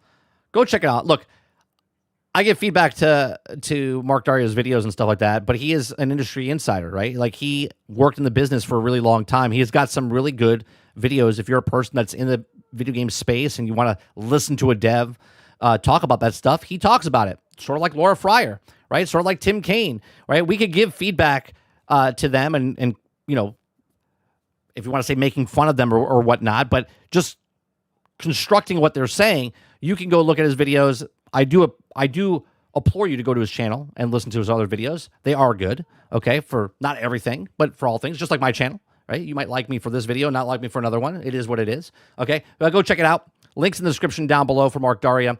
The next story we're going to go with, which links to this, is Zenkai Vibes. We found this Canadian guy a couple weeks ago. He got scammed. We brought him up on the stream. I want to kind of reach out to him. I want to see if he comes on. I would love to do a chatting with him, okay? Because he's also was a developer, I think, for Unity, if I'm not mistaken, because I've been watching a lot of his stuff, and he talks about Halo. He's talking about a graph that he's going to be talking about. And we've had this conversation, chat, what he's going to be talking about on here. And he says that nobody talks about this. We actually talk about this, okay? We actually talk about this. I know, nobody ever knows. We're a small channel, okay? But we talk about achievement lists all the time on here, okay? Well, he's got data points. He's got data points to show you what's happening with Halo, okay? So let's watch this. If you guys like it, hit that like button, hit that subscribe button. If you'd like to go above and beyond that, become a member as little as $5. A whopping 10 days have passed since I've been scammed by 1343. And first of all, he's very good at being sarcastic in his Canadian way. Industries for the collector's edition of Halo Campaign Evolved. It was frustrating, disgusting, and I've decided to get a little revenge. So in this... That's not true, Ray. We actually watched Laura Fryer's videos before he did. I'm pretty sure about that. Video, I've done the absolute unthinkable, something I've never heard anyone do in the entirety of gaming. I mean, if you're saying no one knew about her until he did it, maybe. But we were watching her videos before Destin was. Ever, which is shocking, but I did it. And it cost me way too much money. But that's what happens when you have rage. Canadian rage. And what I did all comes down to this, which I'm going to explain in 2 seconds, and it's going to... Yeah, he's not a bit bigger. He's really bigger. I'm just saying that I watched her before she was known to the bigger guys. That's all I'm saying. Blow your mind, I promise you. Now, for those of you who don't know, my name's Casey. I'm a former senior software developer at Unity with over 10 years of experience. I went from construction to senior software dev, and I loved every step of it, and then eventually became a content creator where I'm most known for my Zenkai Goose videos where I focus on high production, positive gaming content. And on this channel, it's all about giving all of you beautiful gaming enthusiasts all the information you need to see video games for what they truly are. And oh, that's why Elite doesn't like him. Because he's got facts and data. How to make them better. And in this video, I'm getting revenge on 343 because I'm blowing the lid off every single video game secret to ever be made about this game, all games, and I'm going to give you some key takeaways that I've listed over here. I'm freaking excited. Let's jump into it. So, what did I do, and what the heck is this? Well, if you've been following this channel, then you know I'm obsessed with retention. And video games do not make this public. In fact, they actively hate players knowing any form of information. That's right. If they don't want any form of information, because if you have information, you have data. And if you have data, then you know they're full of shit. Whatsoever. If you've been following the gaming industry for, 1 year, 2 year, 10 years, 20 years, you know these guys do not share any data unless they absolutely have to. For whatever reason, they want to be in the complete dark. It's called control. This is why. They want the complete narrative of what's good or what's bad, if it's selling well, if it's not selling well. They'll spin it the way they have to. That's why they want full control. Unless you're a psychopath who goes and buys every single version of Halo Campaign Evolved. which he did. Of every platform and goes through every single achievement, which means I have to buy the. So he bought the game. I don't know why he bought the game, but he bought it on Steam, he bought it on PlayStation, he bought it on Xbox. And he's going through the data now of the achievement lists of this, okay? Games. And I have to play the games to get the achievement, to see the achievement rarity, and then plot every single one to show you guys the true effect of video games, the true effect. I mean, he could have just asked somebody. He could have just asked somebody on PlayStation, hey, can you go down the list and tell me what the percentages are for this achievement? Of retention and what it means for how to make games better and what you can do with that information. It's fascinating, and I loved every second of it. So let me show you this, okay? First off, okay. I look, I like data, right? Data's very powerful to have, okay? Because then you can't get fooled by people because you actually have the hard data. I smell a doozy happening here. Here's my graph, okay? What you're seeing here We're going to fast forward a little bit. Graph for the Xbox version I just want him to of Halo talk about it a little Campaign bit. Evolved. And the main thing I want you to see here, okay? I got to get my numbers here because my graph is one thing. What I love about your statement, Elite, is that your name is Elite Sony Pony, and you're calling this guy's an Xbot. Can't make this shit up. The main thing Giving someone shit about being a fanboy, yet being a fanboy, is next level. I want you to see here, okay? The first level achievement. Each one of these dots represents a story point inside of Halo Campaign Evolved. The beauty of this game is that it's a linear game, so I can very much graph to see the entire player direction of them playing this game, how they finished it, how many people finished it, how many people started it, what the worst levels are, what the best levels are, which one retained the most and which one didn't, for example. And the Xbox is the most interesting. I have the other platforms here, which we'll graph in a second, but the Xbox is the most interesting because look at this first one. Now, obviously, the reason we bring this up, right, is because everyone plays a video game. You're hyped for the game, you play the game, and then as the game's out, it slowly goes down, right? Less people play it, people beat it, moved it on, right? But achievements show exactly how many people, okay, have fallen off. Now, we don't know the number. If they give us the number, and let's say there was like 5 million people that played the game, okay? I'm not saying Halo, but what I'm just saying, let's say 5 million people play the game, but 50% of the people got to the third achievement, which is like the second chapter. You would know that if 5 million people played the game, but only 2.5 million people got to as far as the second chapter, that means nobody else is playing it. So then you know the core audience of what it is, right? The lowest dot of the other two platforms, okay? What this is saying is 65% of all Xbox players who played Halo Campaign Evolved beat the first level, which means, okay, this is the juicy part, 35% of all players who launched this freaking game, who bought this game, who downloaded it, who went through all the work to download all the gigabytes. Yep.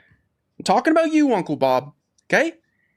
Did not even pass the first level. Think about that for a second. You purchased the game, right? You purchased the game.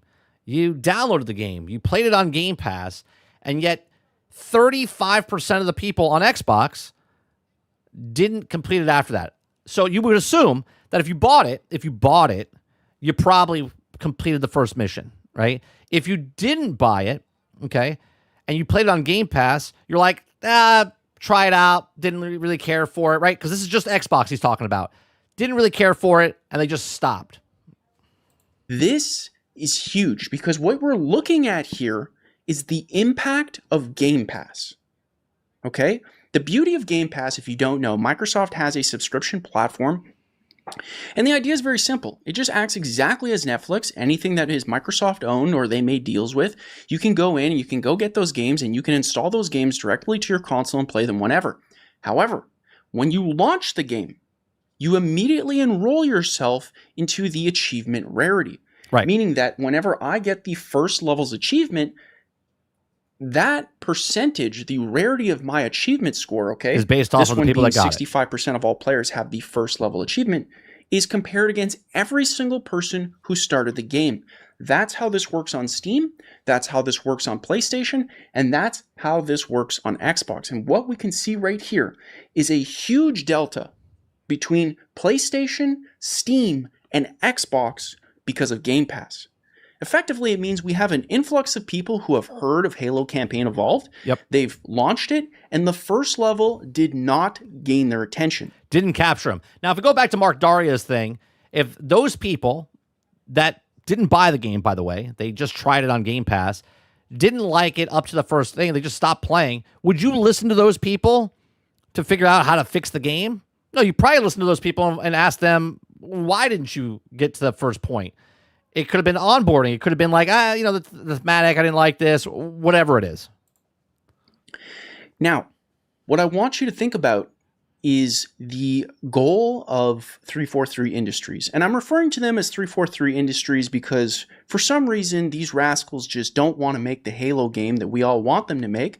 So I'm going to expose all the data that I can, all while talking about them before their brand, because it's the exact same company and they're still not listening and they're still doing silly billy things. However, in this video, I have to say, I do have to give them credit for one huge thing. You guys are going to want to hear about this. It's actually a huge finding. I was very excited. As you can tell, I'm very excited about this because for whatever reason, no gaming journalists, no influencers do anything to do this. It's like, I do. Yeah, it costs me an arm and a leg to do. We talk about achievement lists all the time. But they should be doing this for you guys, for my enthusiasts. So here, we're going to fast forward here. Okay, so now we can see that new players... We're going to fast forward to the part here where he starts talking about the actual all other consoles or other platforms. That I'm so happy to have found out. I love it. And it's the most interesting thing of this entire piece. Because look at this.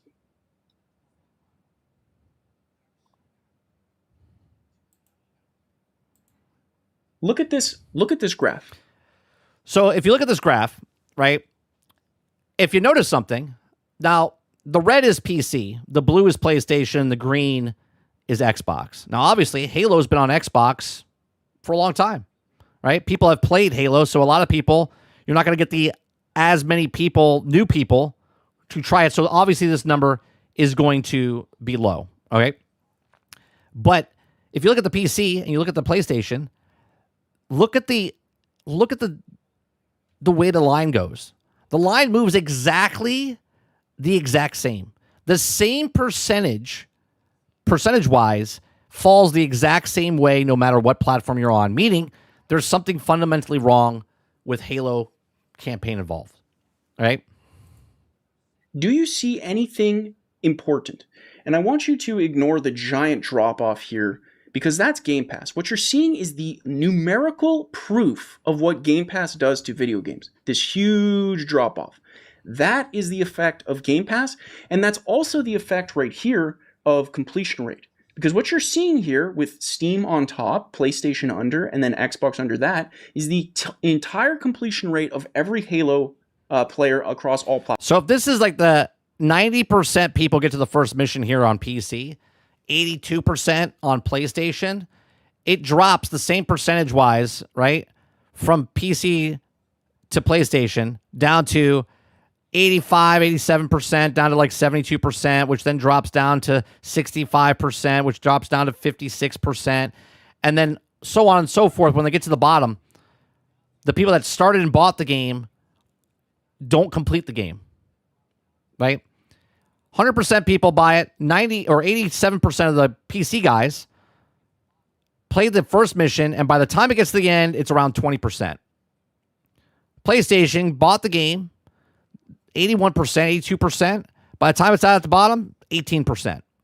And then Xbox, you got about 67%. And when it's all said and done, they're around like 10% completion. Platforms. And what Game Pass has done is effectively said, if you're an Xbox user, which you'd have to imagine with the low sales of the Xbox console, you're still looking at a hardcore Halo player. Right. Even with Game Pass involved, because the people who are buying Xboxes are not like your average console player. Those people have gone to PlayStation, clearly, or PC. And those players are playing more of this game and beating more of it on average than Xbox players, which is fascinating. But the thing that I wanted you to... Because they've already played it, twice, 3 times now?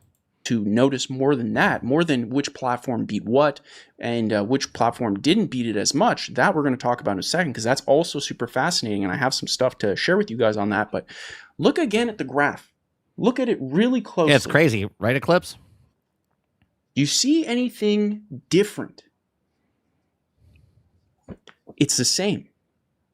It's the same drop-off. Exactly the same. Bar like 1% or 0.5% across every single level of Halo Campaign Evolved. It doesn't matter if you play on the Xbox with the Xbox controller on a TV. It doesn't matter if you play on the PlayStation with the PlayStation controller on a TV. It doesn't matter if you play on Steam with a keyboard and mouse or a controller on a monitor. It does not matter. This is what I want you to learn, and I want it to be just burned into your brain, because the gaming industry is obsessed with telling you guys. In what way, shape, or form do you think this guy's being paid by just showing stats? Are you allergic to stats? I'm confused. He's showing you data from the achievement list of Steam, PlayStation, and Xbox, and showing you the percent drop is the exact same across the board for each of the systems. Lies, and I'm absolutely disgusted by it. They don't know what they're talking about. It's wrong. What we're seeing with this data here, and to my knowledge, I'm the first person to ever do this with a game, especially a major release. No. Well, maybe within the first week for sure. What you're seeing is the game design is universal. That's what you're seeing. With this graph, it doesn't matter the level.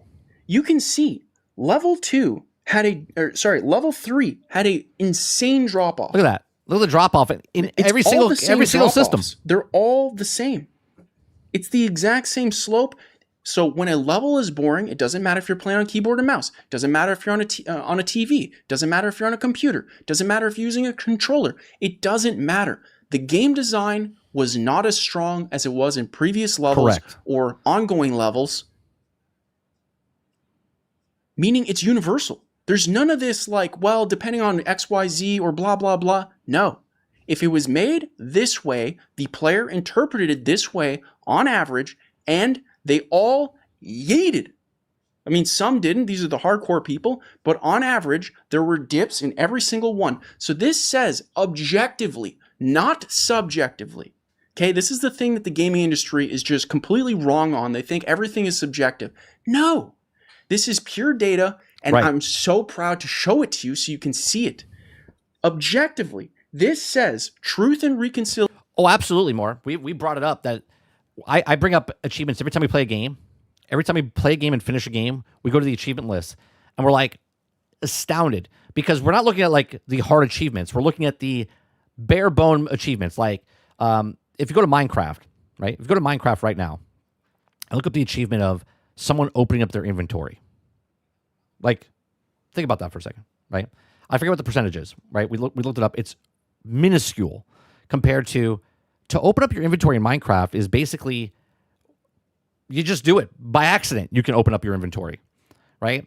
So when you look at the percentage of people opening up something in an achievement, you're like, how does that make sense? We did this with Hogwarts. We did this with the Lego game. We did this with what was the other game? Indiana Jones. We did this with the Avengers game. Every time we beat a game, we always go look at the achievements to see how many people got to chapter 1 and then chapter 5 and then killed 5 guys, or right. And we look at these things and it's like 5%. You're like, how the hell did you buy a game for $70, play the game and not kill 5 guys, or didn't open the door, or didn't get to chapter 3? And we look at this and say, people don't play video games, man.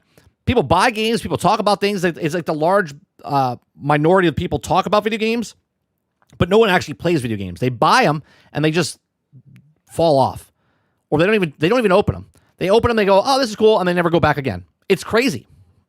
reconciliation is one of the worst Halo levels of this campaign evolved. Truth and reconciliation. What was the other one?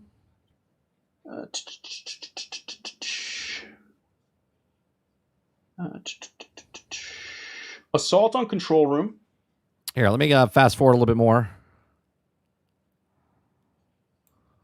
You're incentivized to do that. Okay, that doesn't necessarily mean Game Pass is worse.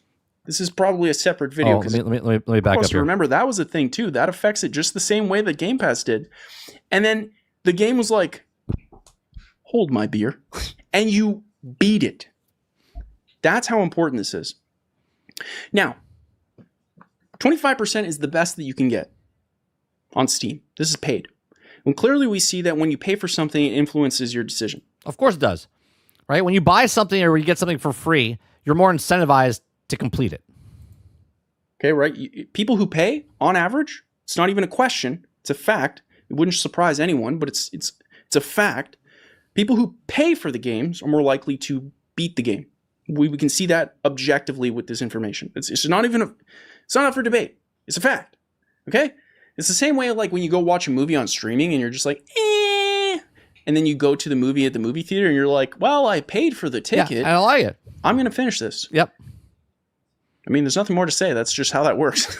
You're incentivized to do that. 100%. Okay? That doesn't necessarily mean Game Pass is worse. This is probably a separate video because this is getting juicy. But all this to say, if you pay for it 25%, this is important. Why? This game cost. Stop it, Tarnish. You're giving us data. Can't have data here. I don't know the exact metric, but it's over $100 million for sure. So it doesn't go perfectly in here, but just for argument's sake, let's just make the argument. I paid $100 million to have 25% of people see it. Think about what he just said there, right? Think about that for a second. Any game, not even just Halo, you make a game for $100 million, and your outcome is 25% people finished it. That's a terrible turnout. That's a terrible turnout. All of it. $100 million. So 25% of my players can see my $100 million worth of game. That's right. And I'm pretty sure they spent more. I don't say this to shame 343, although I want to. I don't say this to be a stickler, although I want to. I say this to be a wake-up call to the gaming industry. You guys are spending way too much money and not getting enough return. When the game I talked about earlier with the 54% completion on a longer game, because the longer the game goes on, the less people beat it. When you say I'm going to spend, that game was cheaper because it was made a while back.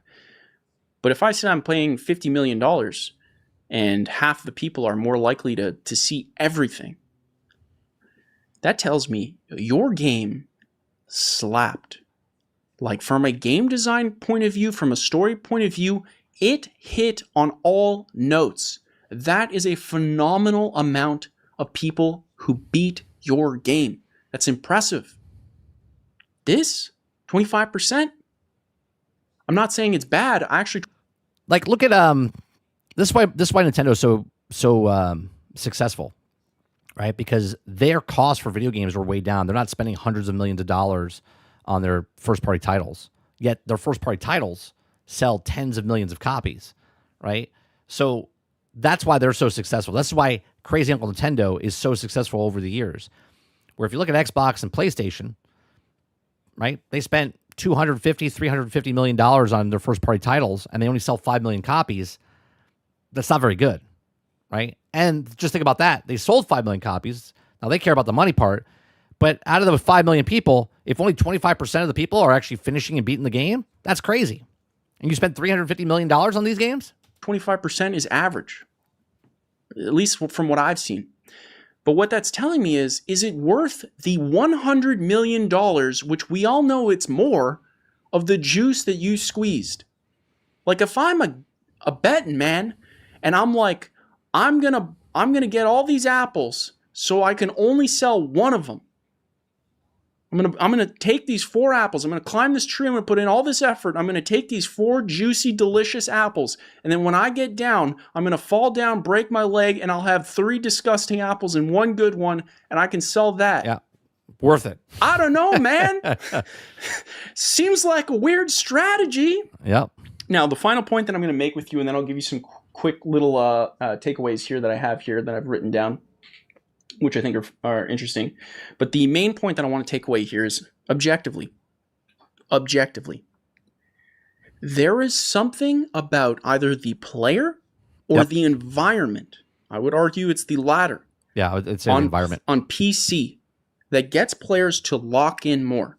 Because overall, PlayStation and Steam are the most comparable. You had to buy the game to get the game to play the game. And what we see, on average, you can see the graph, okay? PC players beat the game more on average. I've checked a few games, and on average, it seems to be consistent. This is actually interesting. If you want to jump into the Discord, again, it's in the description, and you want to do that research as well and plot it with me and with the community, this is what's interesting because we can see things and we can determine behaviors, things that matter. This isn't saying it's a huge amount, right? But this would tell me it's almost the exact same, though. It's like a mirror image. Hypothesis as to why PC players are beating the games more often than console players, specifically PlayStation, where you had to buy the game. I would assume it's, on PC, I'm locked in. It's a single experience. Sometimes I have headphones. Even if I don't, I'm locked into a monitor. It's just me. I'm not sharing with anyone. There's 0 distractions. I'm just locked in. I maybe have a second monitor on with something, blah, blah, blah, but overall, I'm locked in. If I'm on a TV, I have family members, I have maybe kids, I have dogs, people coming in and out, people asking questions. Things change. So that is something that is super curious, and that'd be something. I'm going to fast forward here. I think he points one more time, says something. I believe is right here. You see this area right here in the center? Hold on, it'll lock in right here. You see this? See how it's flat? Right here? Across all 3. Flat. What 343 did with the library, this is the only compliment I will give you on your game. This is it. You guys nailed it. Objectively. The data agrees. What you did with the library held players' attention. Yeah, because if you look at the attention, right? Just look at the graph. Graphs don't lie. YouTube has graphs all day long. I love looking at the graphs. Okay. From chapter 1 to chapter 2, whatever, it goes down, right? Chapter 2 to 3, it goes down even more. Chapter 3 to chapter 4, it kind of levels out a little bit. More on the PlayStation, right, than everything else. Then it drops again from 4 to 5. Right? 1, 2, 3, 4. Yeah, 5. And then 5 to 6, across the entire board, it stays. So, like, right there, that is the moment that for that 20, 30, 40 minutes of game time, maybe even an hour, people are locked in, and they love that part of the game, right? Meaning it's the best part of the game, right? Then it goes down again, then it balances out again right here, keeps the attention, but you've already lost 10% more from here, from chapter 5 to chapter 8, right? Look, I love data. His link in the description down below. Go check out the rest of his channel if you want. Give it a like, give it a sub. What time is it? We got 11:45. All right. The next thing we're going to talk about is that you can now stream your PlayStation Plus games. All right. You can now stream your PlayStation Plus games to Steam Deck without owning a PlayStation 5 and without buying a PlayStation Portal. Okay. A new cloud streaming app that lets players stream PlayStation games to their Steam Deck and Steam machine without a PlayStation 5 has just opened a playtest. It's called Asobi Remote Play. Not to be confused with the developers of the same name, has just entered a public testing on the Steam Deck, Steam Machine, and other Steam OS linked devices. Streaming your own PlayStation 4 or PlayStation 5 games to the deck over your home network isn't new, all right? Asobi is a similar apps and have also supported that for a while, well before PlayStation Portal even existed. But it was spotted by video cards that it's also new that the PlayStation Plus premium cloud streaming specifically, with the active subscription, you can now pull games straight from the cloud catalog onto your deck and Steam machines without PlayStation 5 anywhere in your equation. This is also a genuine setup from what Steam Deck owners have been able to do until now. It says that older function, streaming from a console you actually own, still works exactly as before, subscriptions or not, for anyone without a PlayStation Plus Premium. Developer announced the playtest is on the app on the subreddit. He says, quote, "Good news, everyone. The playtest for Asobi, remote play on Steam Deck and Steam Machine and Linux is live now. All premium features are also unlocked until the full release becomes available on Steam Store. Cloud gaming will also require a PSN account with the also active PlayStation Plus Premium subscription. Invites are also going out by the email to everyone who also signed up. There's also a lot more for you, so to give us a little time. All of the premier tier of 60 frames per second HDR controller haptic 4K upscaling manual bitrate control is unlocked for free for a length of playtesting. Once it ends, a free version drops back to 1080p, 30 frames per second ceiling, with pricing for a full premium unlock still unannounced. There's also no need to back up or back out the desktop mode or run anything outside of Steam if getting it working either. So as you could tell, this is just yet another device that's coming into for you to stream your games. So going back to the first story of Strauss Zelnick talking about in 3 years, streaming games is going to be it, basically. And then more things like this. Now, this is just another app. You could do this on your phone right now. You can do this with other things. The PlayStation Portal is doing this. This is just yet another app that someone created that if they do it correctly, they might get a portion of the share of the market of what it is. So I'm just bringing this to your attention that there is other companies out there all doing the exact same thing. Why? Because they know that's where the future of video games is going. Cloud.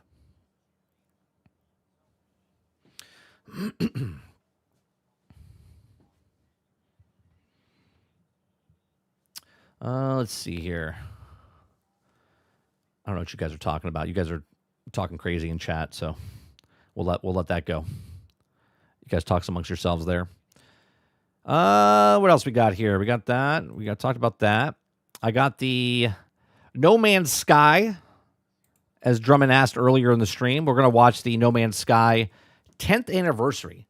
10th anniversary. Right? Which is absolutely crazy.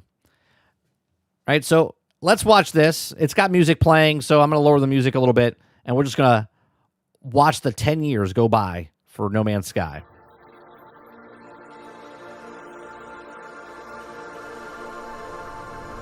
You know, the crazy part is we've been live and talked about every single year that this game has been out.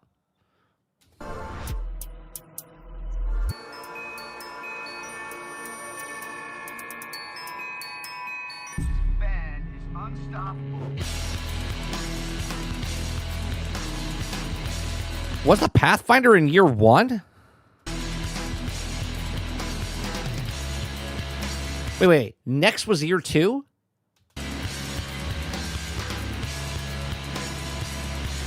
Beyond, year 3? Bro. I feel like Beyond was like year 6.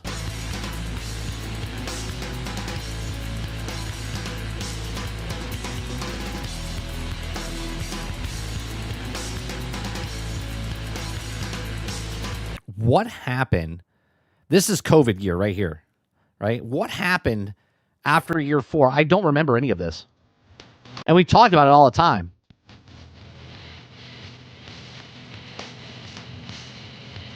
I remember Companions. I remember Expeditions.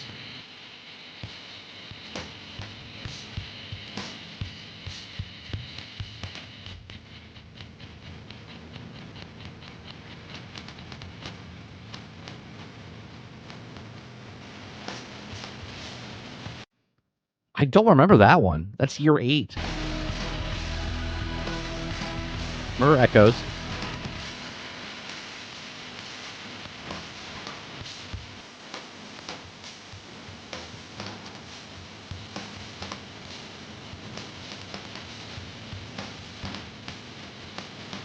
Dude, there's so much content.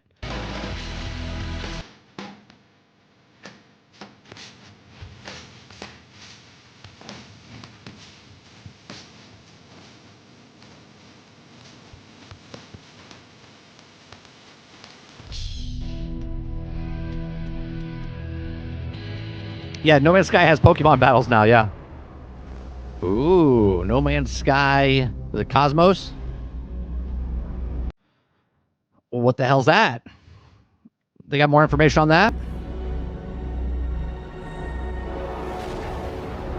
Our journey continues. Which we've always speculated that all the stuff they're doing for No Man's Sky is basically to play test what Light No Fire is. Right, so there's an IGN article here. After a decade of No Man's Sky, players have explored less than 1% of the planets. 18 quintillion planets, by the way.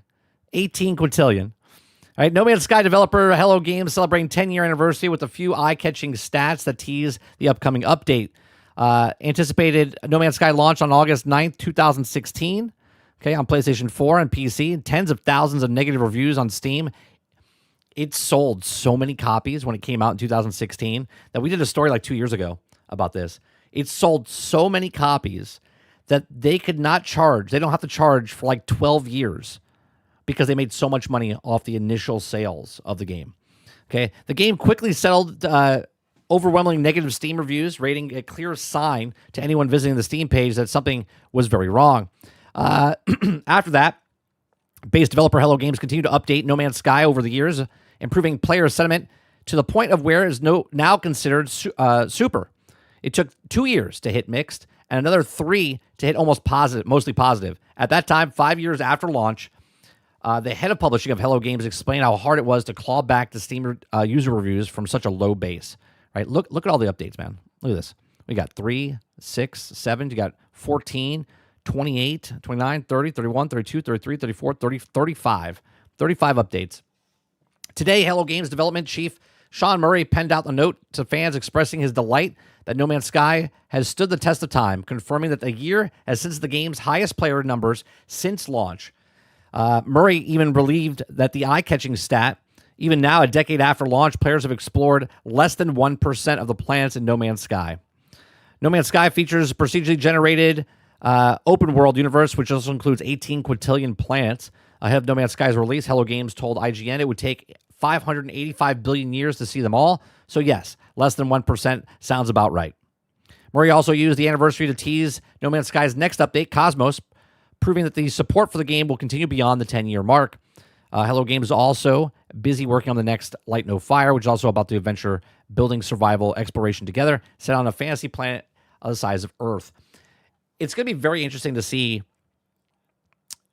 does the Cosmos, do they make it like just a straight up space MMO now? Like, what are they going to do in Cosmos, I wonder? 10 years. I'll be honest. After year 6, I kind of blanked out the last 4. There's just so much. It's almost overwhelming how much stuff is in No Man's Sky. So there you go. We got No Man's Sky.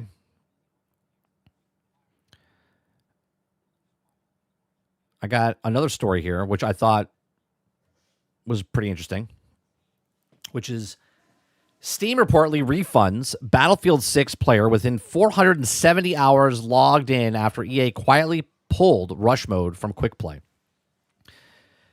What EA just did is the exact same thing Destiny did. Hence why I stopped playing Destiny officially back in 2020, because they removed content. And I was just like, I'm good. I don't want to buy a game that you're going to remove content from and stuff like that. I don't like it. Okay. Steam reportedly refunds a Battlefield 6 player with 470 hours logged in. So let's read about it. Battlefield 6 player upset that at removal of the popular Rush Mode claims to have secured a full refund on Steam despite having clocked up to 470 hours. Imagine eating the entire sandwich and then getting a refund for the sandwich. All right. He states Valve refunded the full $109.24, roughly 81, was that pounds? That also they paid for the game's Phantom Edition, despite roughly 470 hours logged, more than 230 times Steam's usual cutoff. Okay, Rush disappeared without warning earlier this week as part of a patch 1.4.1.5, buried amongst a batch otherwise minor fixes. It's still obscene available on the portal, but not in the custom, right? So you can still play Rush mode within Portal, but you can't play it as one of the main modes, which is kind of fucked up, right? So it's the mode that I have most time in by far. They wrote the latter is I've been also a Steam customer for 22 years and have 2,500 games on my account. I have only ever requested a refund once in my entire lifetime until today. Rush has been a serious staple since Bad Company in 2008, and is losing it without so much of as a patch note has gone down to about as well as you expected. Whether or not it was also was the most played option at launch. Okay. In the context, Reddit users said that the swayed Steam support. They also said that they explained that several modes had disappeared from matchmaking without notice nearly a year after launch. Then pointed out that the Agent of Battlefield own official mode listed EA's community update confirming the removal, and Agent apparently agreed that wasn't right and proceeded to a full refund of the launch day purchase. Well, good on them. I'll be honest, good on them. At the time of writing this, Rush is still listed as EA's website amongst Battlefield 6 large-scale modes, but it's not. Whether the Steam quietly extends the same treatment for other Battlefield 6 refunds requests remains to be seen, but for now, at least one very dedicated player has proved 470 hours isn't necessarily a deal breaker. Like, he already has the 470. Good for him. You know, people stick by what you believe. 470 hours in the game. They removed the mode. He's like, I'm done. He's got his money worth. I'll tell you that. He definitely got his money's worth.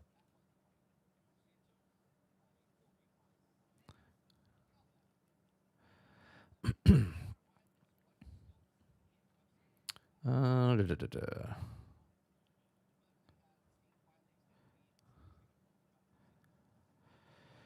are you guys saying? What's happening in chat? Who's going rogue?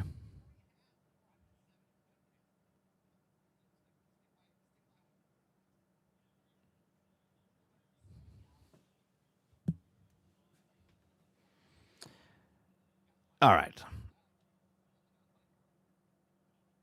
Solomon's preaching hate. Where's his hate comment?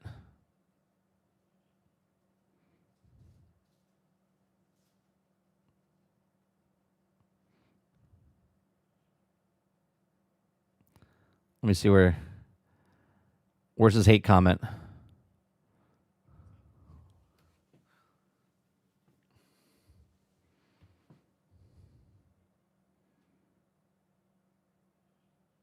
I don't see it.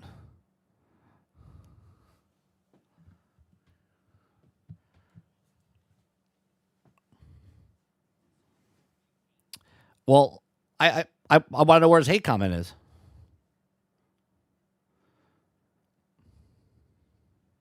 Oh, you're welcome, Drummond. I was gonna play it.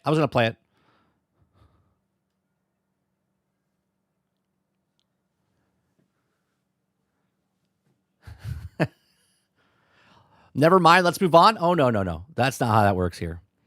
What's his hate comment? That's not how this works here. If you guys are going to be children, I'll be the parent. What's his hate comment? Jesse Mack says 30. Supergirl is the worst movie in the entire DC franchise since Catwoman beats Supergirl in the box office numbers. Nice. Did you see? Speaking of box office numbers, Jesse Mack, look at this, man. Spider-Man is on pace, okay? Is on pace domestically to break $1 billion. This is in 10 days, 655 million domestically, okay? Internationally, over $1 billion. This is crazy.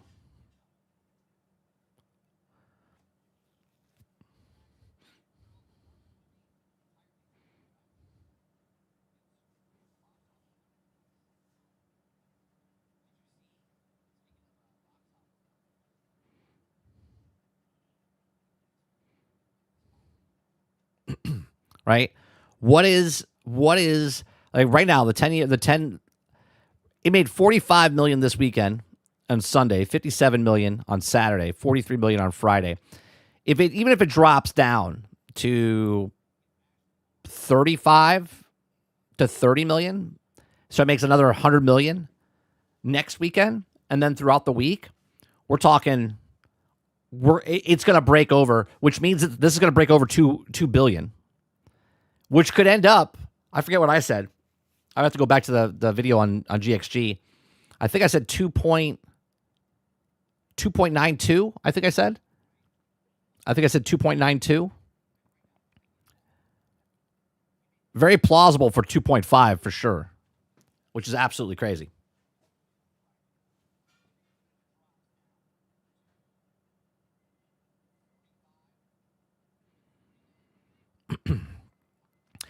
I used to be a huge fan of Apple. Huge fan of Apple. I see you guys talk about it. Their quality dropped dramatically. I used to work for them, right? I used to work for them. And I was an Apple genius back in the day. And I loved Apple. And then Tim Cook, is that his name? Tim Cook? Yeah. He took over. And I used to have an iMac. And I bought the iMac. And it broke within the first, I think it was like 13 months. I don't think so. I know so. And it was like a logic board problem. And they refused to give me any kind of support. Before, when Steve Jobs was alive, when I actually worked for the company, Apple would bend over backwards to make a fix, to fix it. What they do now is the Apple Care, and they really don't care if your shit breaks unless you have Apple Care, right? They've about 12 more months after that, so about a year and a couple months after the problem I had with the Apple, they approached me and said, "Oh no, we'll fix it for you," but they only gave me $500 and it cost $1,200 to fix. Well, I paid $2,200 for that computer back in the day, and I was done with them. So now I have an iPhone, I have an iPad, but I don't do anything as far as computers go anymore. I used to use them for everything, for editing, for movie making, for all that stuff.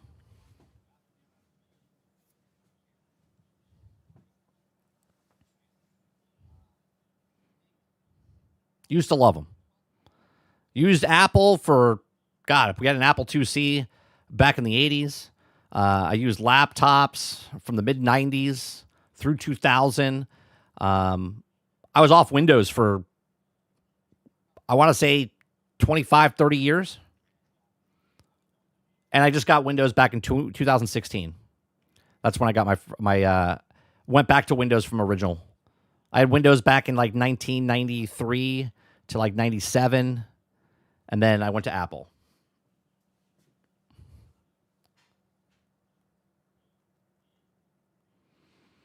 Hey, Mike, could you stream the beta for Gears if you wanted tonight, or not allowed? I streamed it on Monday, on Friday. If you want to go watch that, Travis. No, Mac doesn't get it, or Apple gets nothing from computers from me anymore.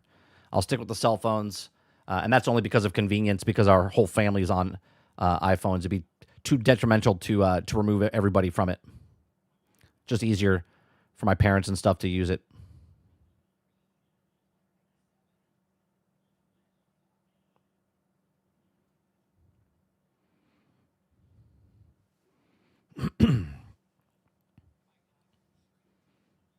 I have a MacBook Air 4. It's smooth as butter.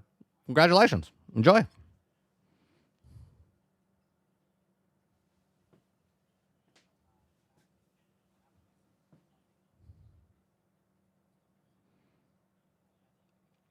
You made the switch when Apple Silicon started on Mac?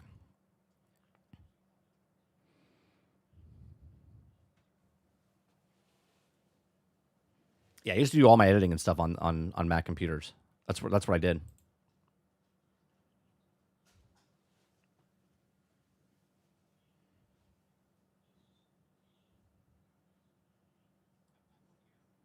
Yeah, no. I used to play. There was a couple games I played on Mac, but for the most part, you couldn't play a lot of stuff. You could play Minecraft, you could play Halo, you could play You can play Elder Scrolls Online back in the day.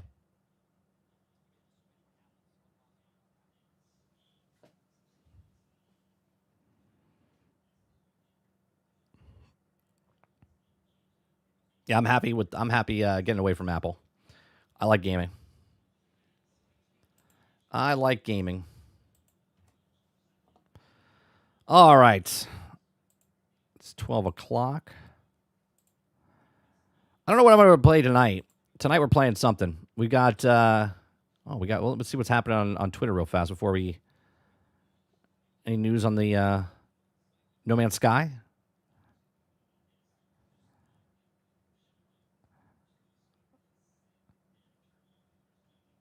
Nope, they don't have anything on No Man's Sky. Starbreeze.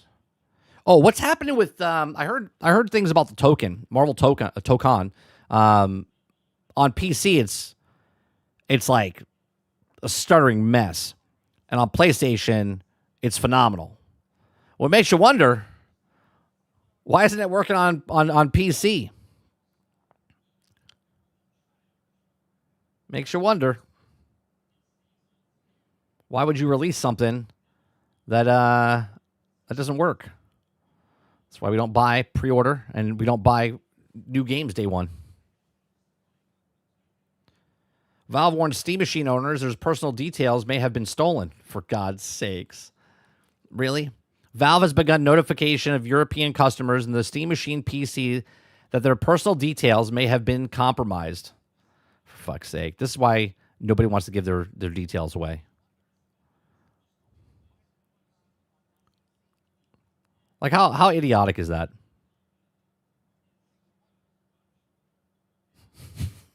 Fucking swear to God. It's like, we want all your information. Sign up for this. Oh, by the way, your information got out. Sorry. So sad.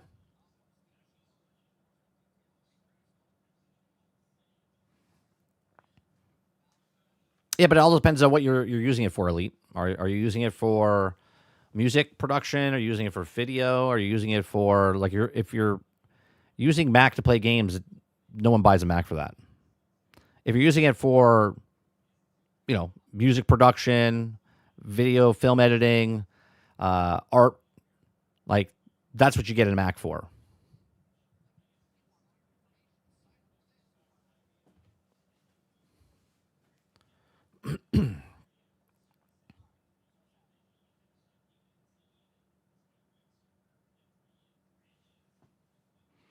Apple doesn't care about gaming, then why do they have the largest gaming platform on mobile? Obviously, they care about gaming.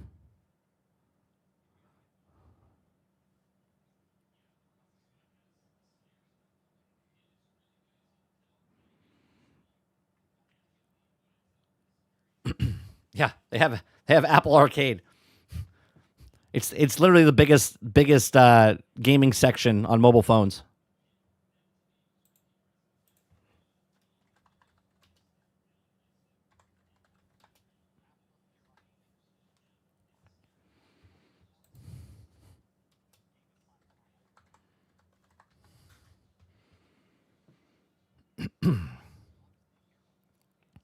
Look, they don't care about it. Apple is one of the largest gaming revenue generators in the world through iOS App Store.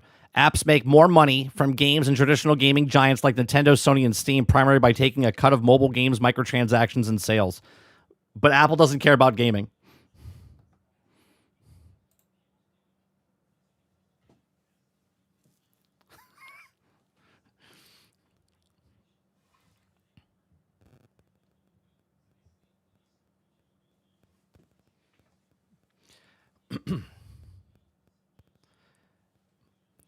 We're talking about PC gaming, not gaming in general.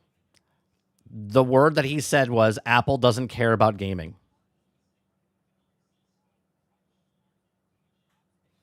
It what I've been saying 30. Conflict of interest and why I steer far away from Sony games on PC. Clue, imagine allowing a company known for the worst PC ports ever to handle one of your biggest games. Right. Thank you very much for the $10 super chat. Right, the ports that they're coming from a company that doesn't want to put their games over on PC anymore, yet putting a port out in a live service game being a terrible one. I'm not saying it's on purpose, but it looks like it's on purpose.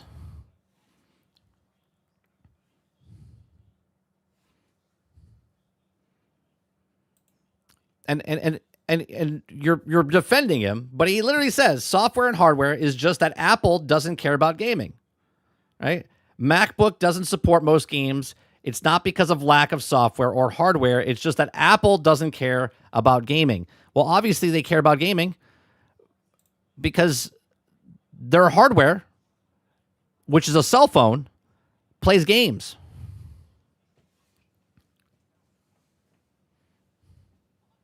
And Mac does play games. There's just lack of games on there for the big guys.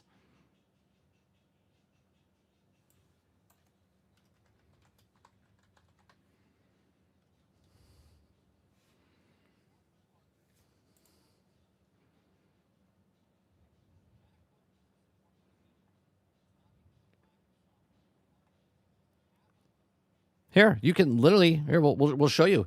If they didn't care about games, then why can you play Age of Empires 2? Why can you play Total War? Why can you play Slay the Spire 2? Blueprints? Cyberpunk? Right? Assassin's Creed Shadows? Hollow Knight Silksong? Like, I don't understand where the comment comes from. You can play games on there. It's not for gaming, though. It's meant for more editing and stuff. That's what it's for. It's a specific computer to a high-end market based on people that want to edit, make music, like art, pictures, photos, all the other stuff.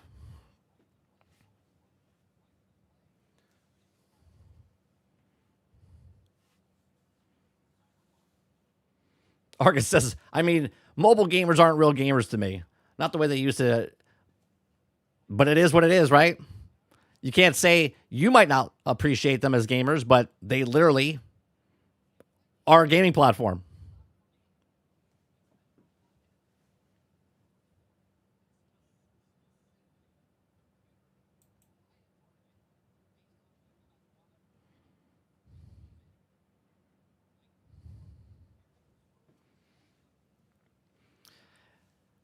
Gamers don't care about Macs, and Apples don't care about gamers because gamers aren't who they're marketing towards.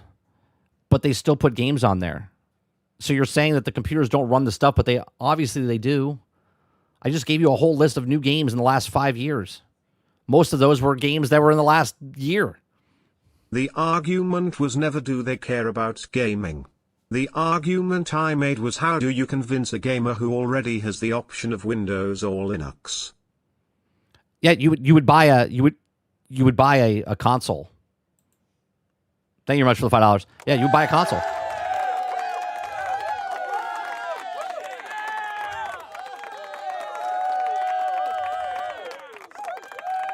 Hey, the display was phenomenal on my iMac. I used to love playing games on my Mac computer, but I also used to edit it.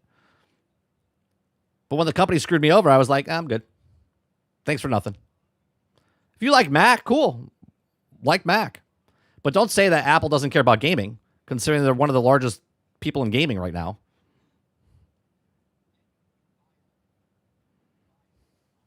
You guys can move the goalpost.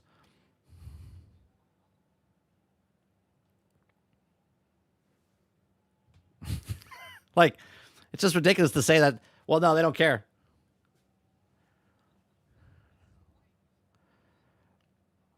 They care about mobile because mobile's the biggest market in the video game industry. And they're the largest one in the video game industry for mobile.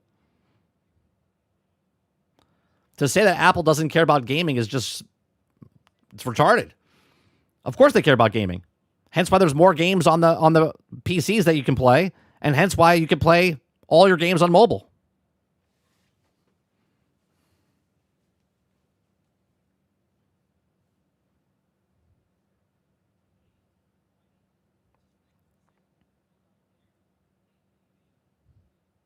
Scott, are you the same person? Are you an elite? Are you guys the same person? Are you the same?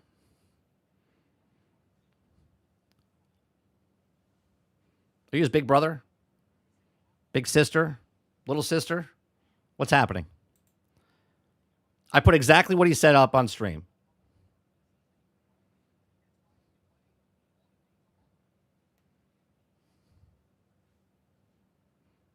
They never watched the one movie of Free Guy, Ryan Reynolds. That's a good movie. I like that one.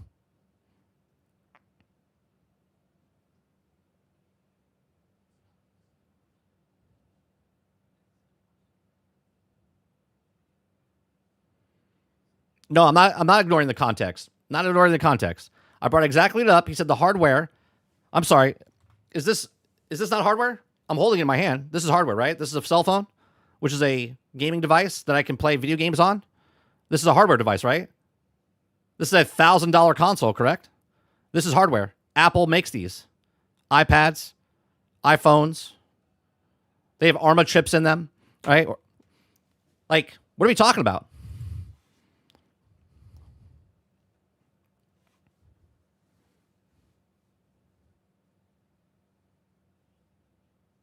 I'm not being deliberately obtuse. You guys are just ignoring. You're just ignoring a whole section of Apple. Like, what are we talking about?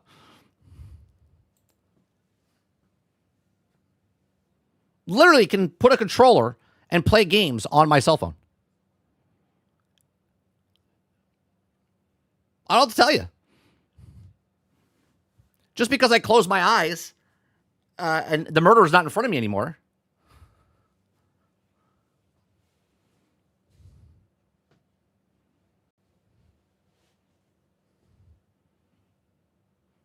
But unfortunately, Aku, Apple is larger in the mobile space for gaming.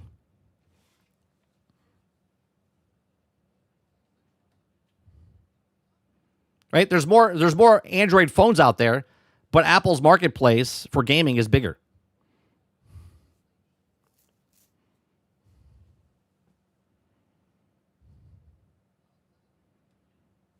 You guys can ignore certain aspects of certain companies. I'm just telling you what it is.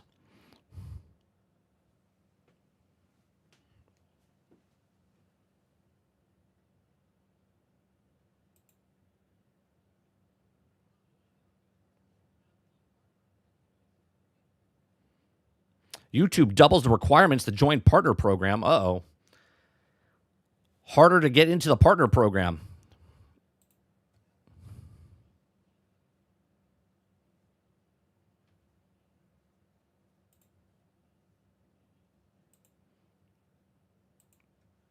That's a cool picture you guys put in Discord. Transformers, Ron? I remember that.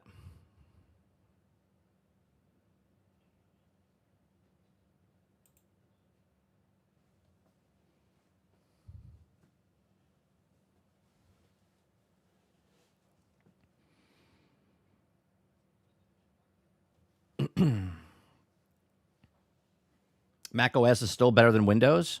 In what way, though? I have no arm in the race. In what way is Mac OS better than Windows? Windows is shit in general, but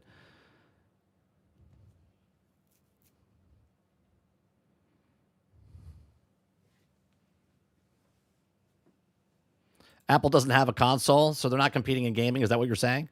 Me or the chat?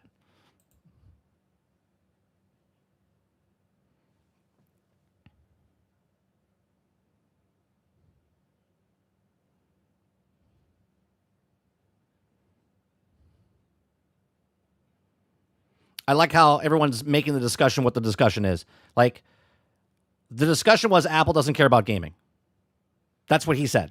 That's what I put up there. That's what he wrote. He said that the hardware, I brought up games that they make, brand new games for the hardware that Apple makes.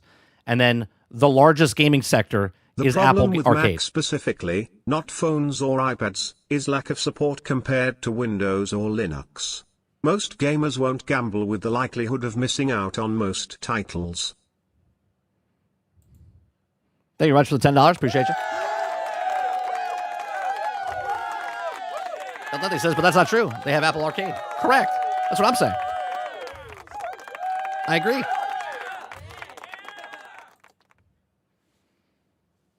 But they don't make games for the hardware. Well, obviously they do.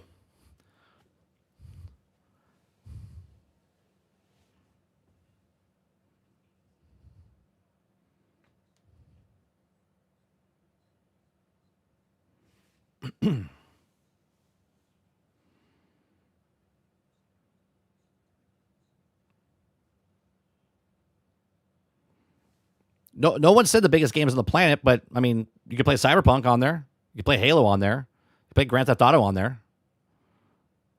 You can play a lot of games on a Mac computer now. This is not 20 years ago.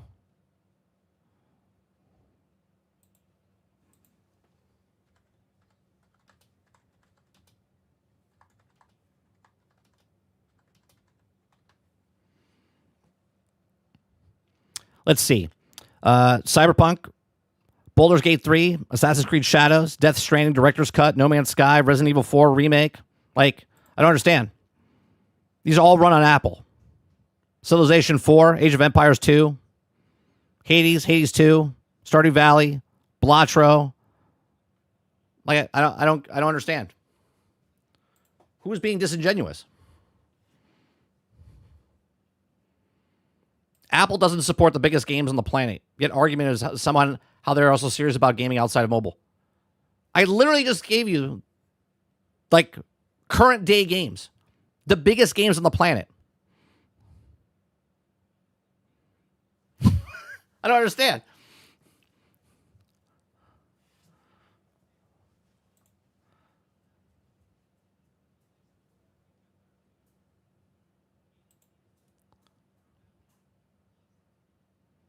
These are the biggest games on the planet. Cyberpunk is one of the largest games on the planet. You can play it on a Mac. I don't understand.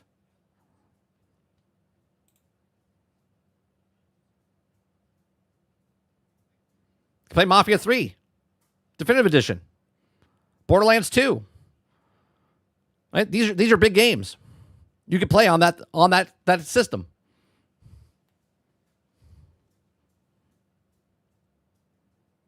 Cyberpunk is one of the largest games on the planet. What? Holy shit! Are we going down this?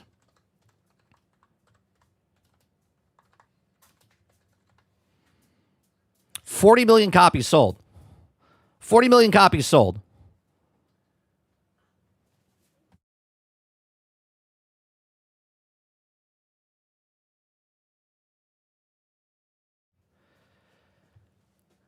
$40 million copies sold. Is that not big enough? I don't understand. What are we talking about, Scott? It's the number one selling pre-order game in the history.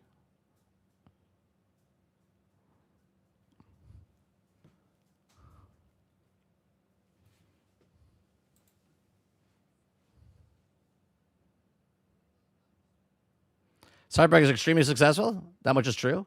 I call it a great game too, personally. I just don't understand.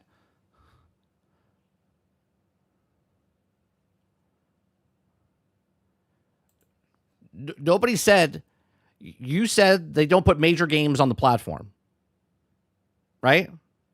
Obviously, there's major games on the platform. You said that he's not talking about mobile gaming. Well, mobile gaming is part of gaming, and they're the largest mobile gamer. Like, I don't understand.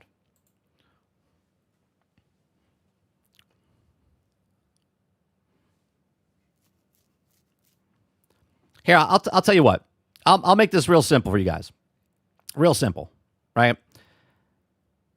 Elite and Scott, you guys can go by. You guys can talk in the chat of the void, okay? If you don't like the content and you don't like the stuff, by all means, see yourself out the door. You're more than welcome to watch, but you no longer can talk. That's how it works here. Because it's just idiotic. I'm showing you exact things that are happening right now, facts, that the games are on the actual platforms that people are buying.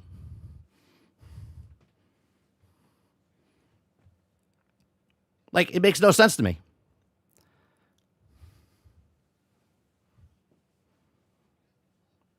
Literally, Apple, if they didn't care about gaming, they wouldn't be the largest mobile gaming.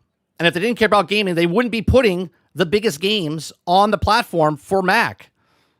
Before, there was nothing. There used to be nothing on Mac. There was Halo and like Age of Empires. That was it. No one got banned more. They got in the void. They can still watch the content. They just can't talk.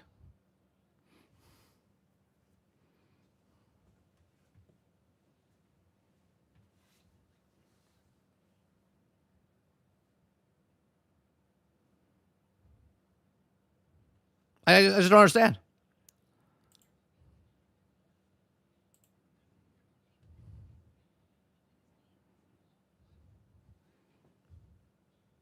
See, it's the words you guys use. Banned. No, they're not banned. They just can no longer speak. That's not being banned. They can watch. Just like your television set. You can watch your television set and you can yell at the television set. They can't hear you. I can't hear them anymore.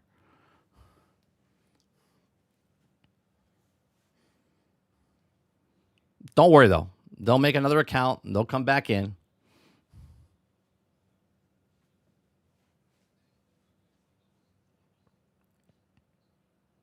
Was that 3? It's like 3 in the last month.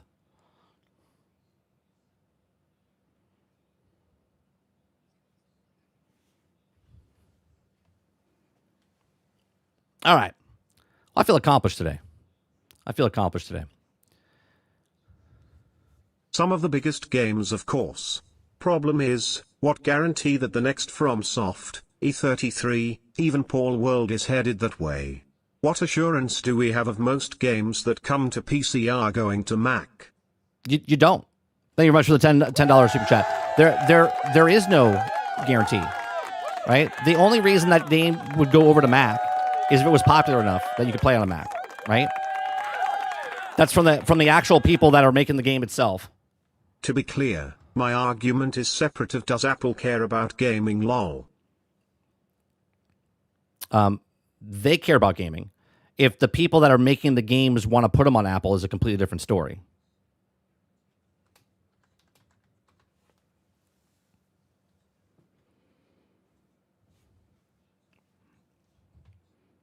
Like, I just looked it up because I didn't know if Power World was on there. Power World is on there. You can play Power World on a Mac. That is up to the game developer to put it on the platform that they want to put it on, right? They know people can play on Apple computers, so obviously they made a decision to put it on there. Does every person have to put it on there? No, but from the list that we put up, a lot of small independent game companies are putting it on Apple. I would assume it's because there's a big chunk of people that are playing games over there, casually or not. Like, here's the thing. They don't separate. Thank you very much for the $5 as well. They don't separate Mac users and PC users. Mac is PC. So people playing games on PC are in part of Mac.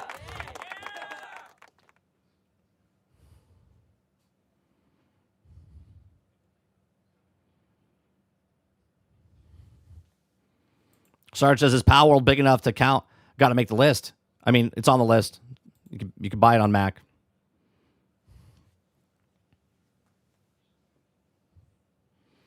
Pill says, but why is Battlefield 6, COD, and say FIFA on Mac OS biggest games? And pretty sure there are reasons many consider Mac not being for games. People consider Mac not being for games because that's not what the brand was for Mac when it was older. Like in the early 2000s, Mac was for editing. It was for photography. It was for video editing. It was for a lot of the arts type of stuff. Hence why you bought a Mac for that type of thing, right? As 25 years have passed, they've added more games to the market. To say that Apple doesn't care about gaming is absurd now, considering they have the largest mobile gaming market on the planet, and they're putting more and more games on Apple computers.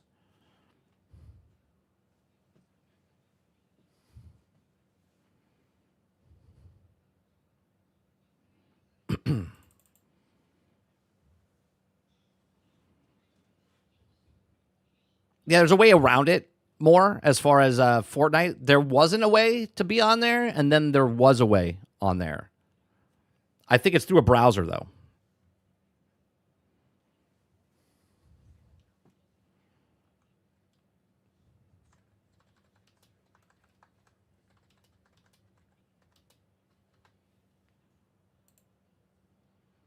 Hold on, I'm looking it up.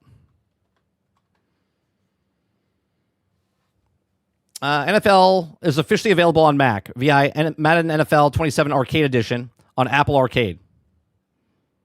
But, you know, nobody's playing over there. Mainline PC console iterations like Madden 25 do not have native Mac OS versions required on Windows, right? But because we don't play mobile doesn't mean that mobile is not gaming. Like, they literally make hardware that runs the games on it.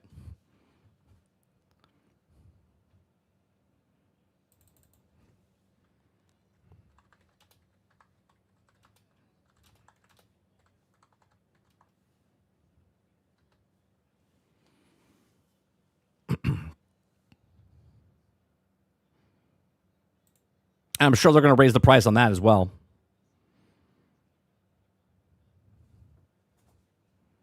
Right? There's a shit ton of games you can play on Apple.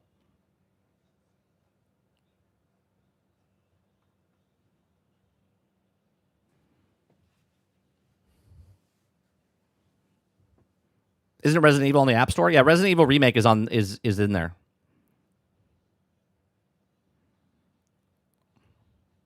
But, you know, no new games are on there. Even though I think you can even play like Red Dead Redemption and stuff on there.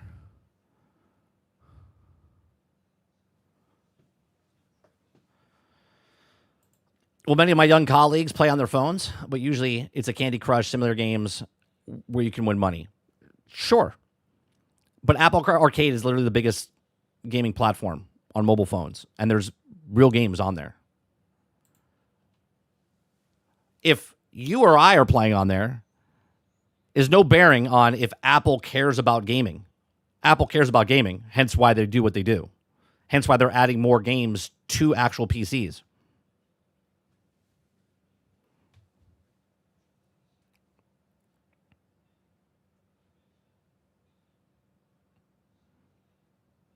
I mean, the argument was that they don't make games for Mac, and I've already proven they do.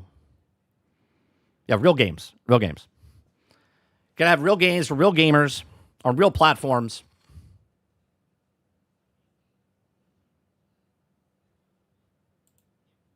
But, you know, whatever. All right. I'm done for the day. I'm tired after banning people. We'll be back tonight over on 30 and Still Gaming. We'll play some video games tonight. I'm not sure what I'm going to be playing. If the beta's still going on for Gears, we'll play that. If it's not, then we'll play something else. Go check out some of the music. Go check out some of the the apparel store. And we'll be back tomorrow for the Daily Grind. See you guys in the next one. Peace.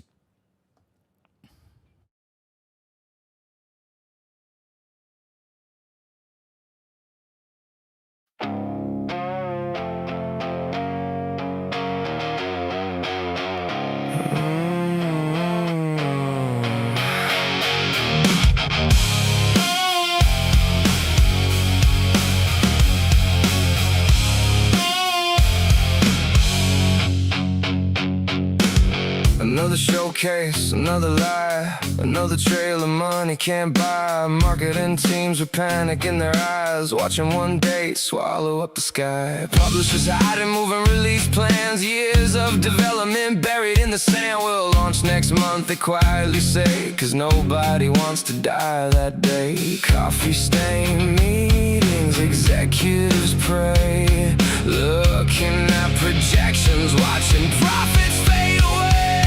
The GTA effect, every studio's a nervous wreck.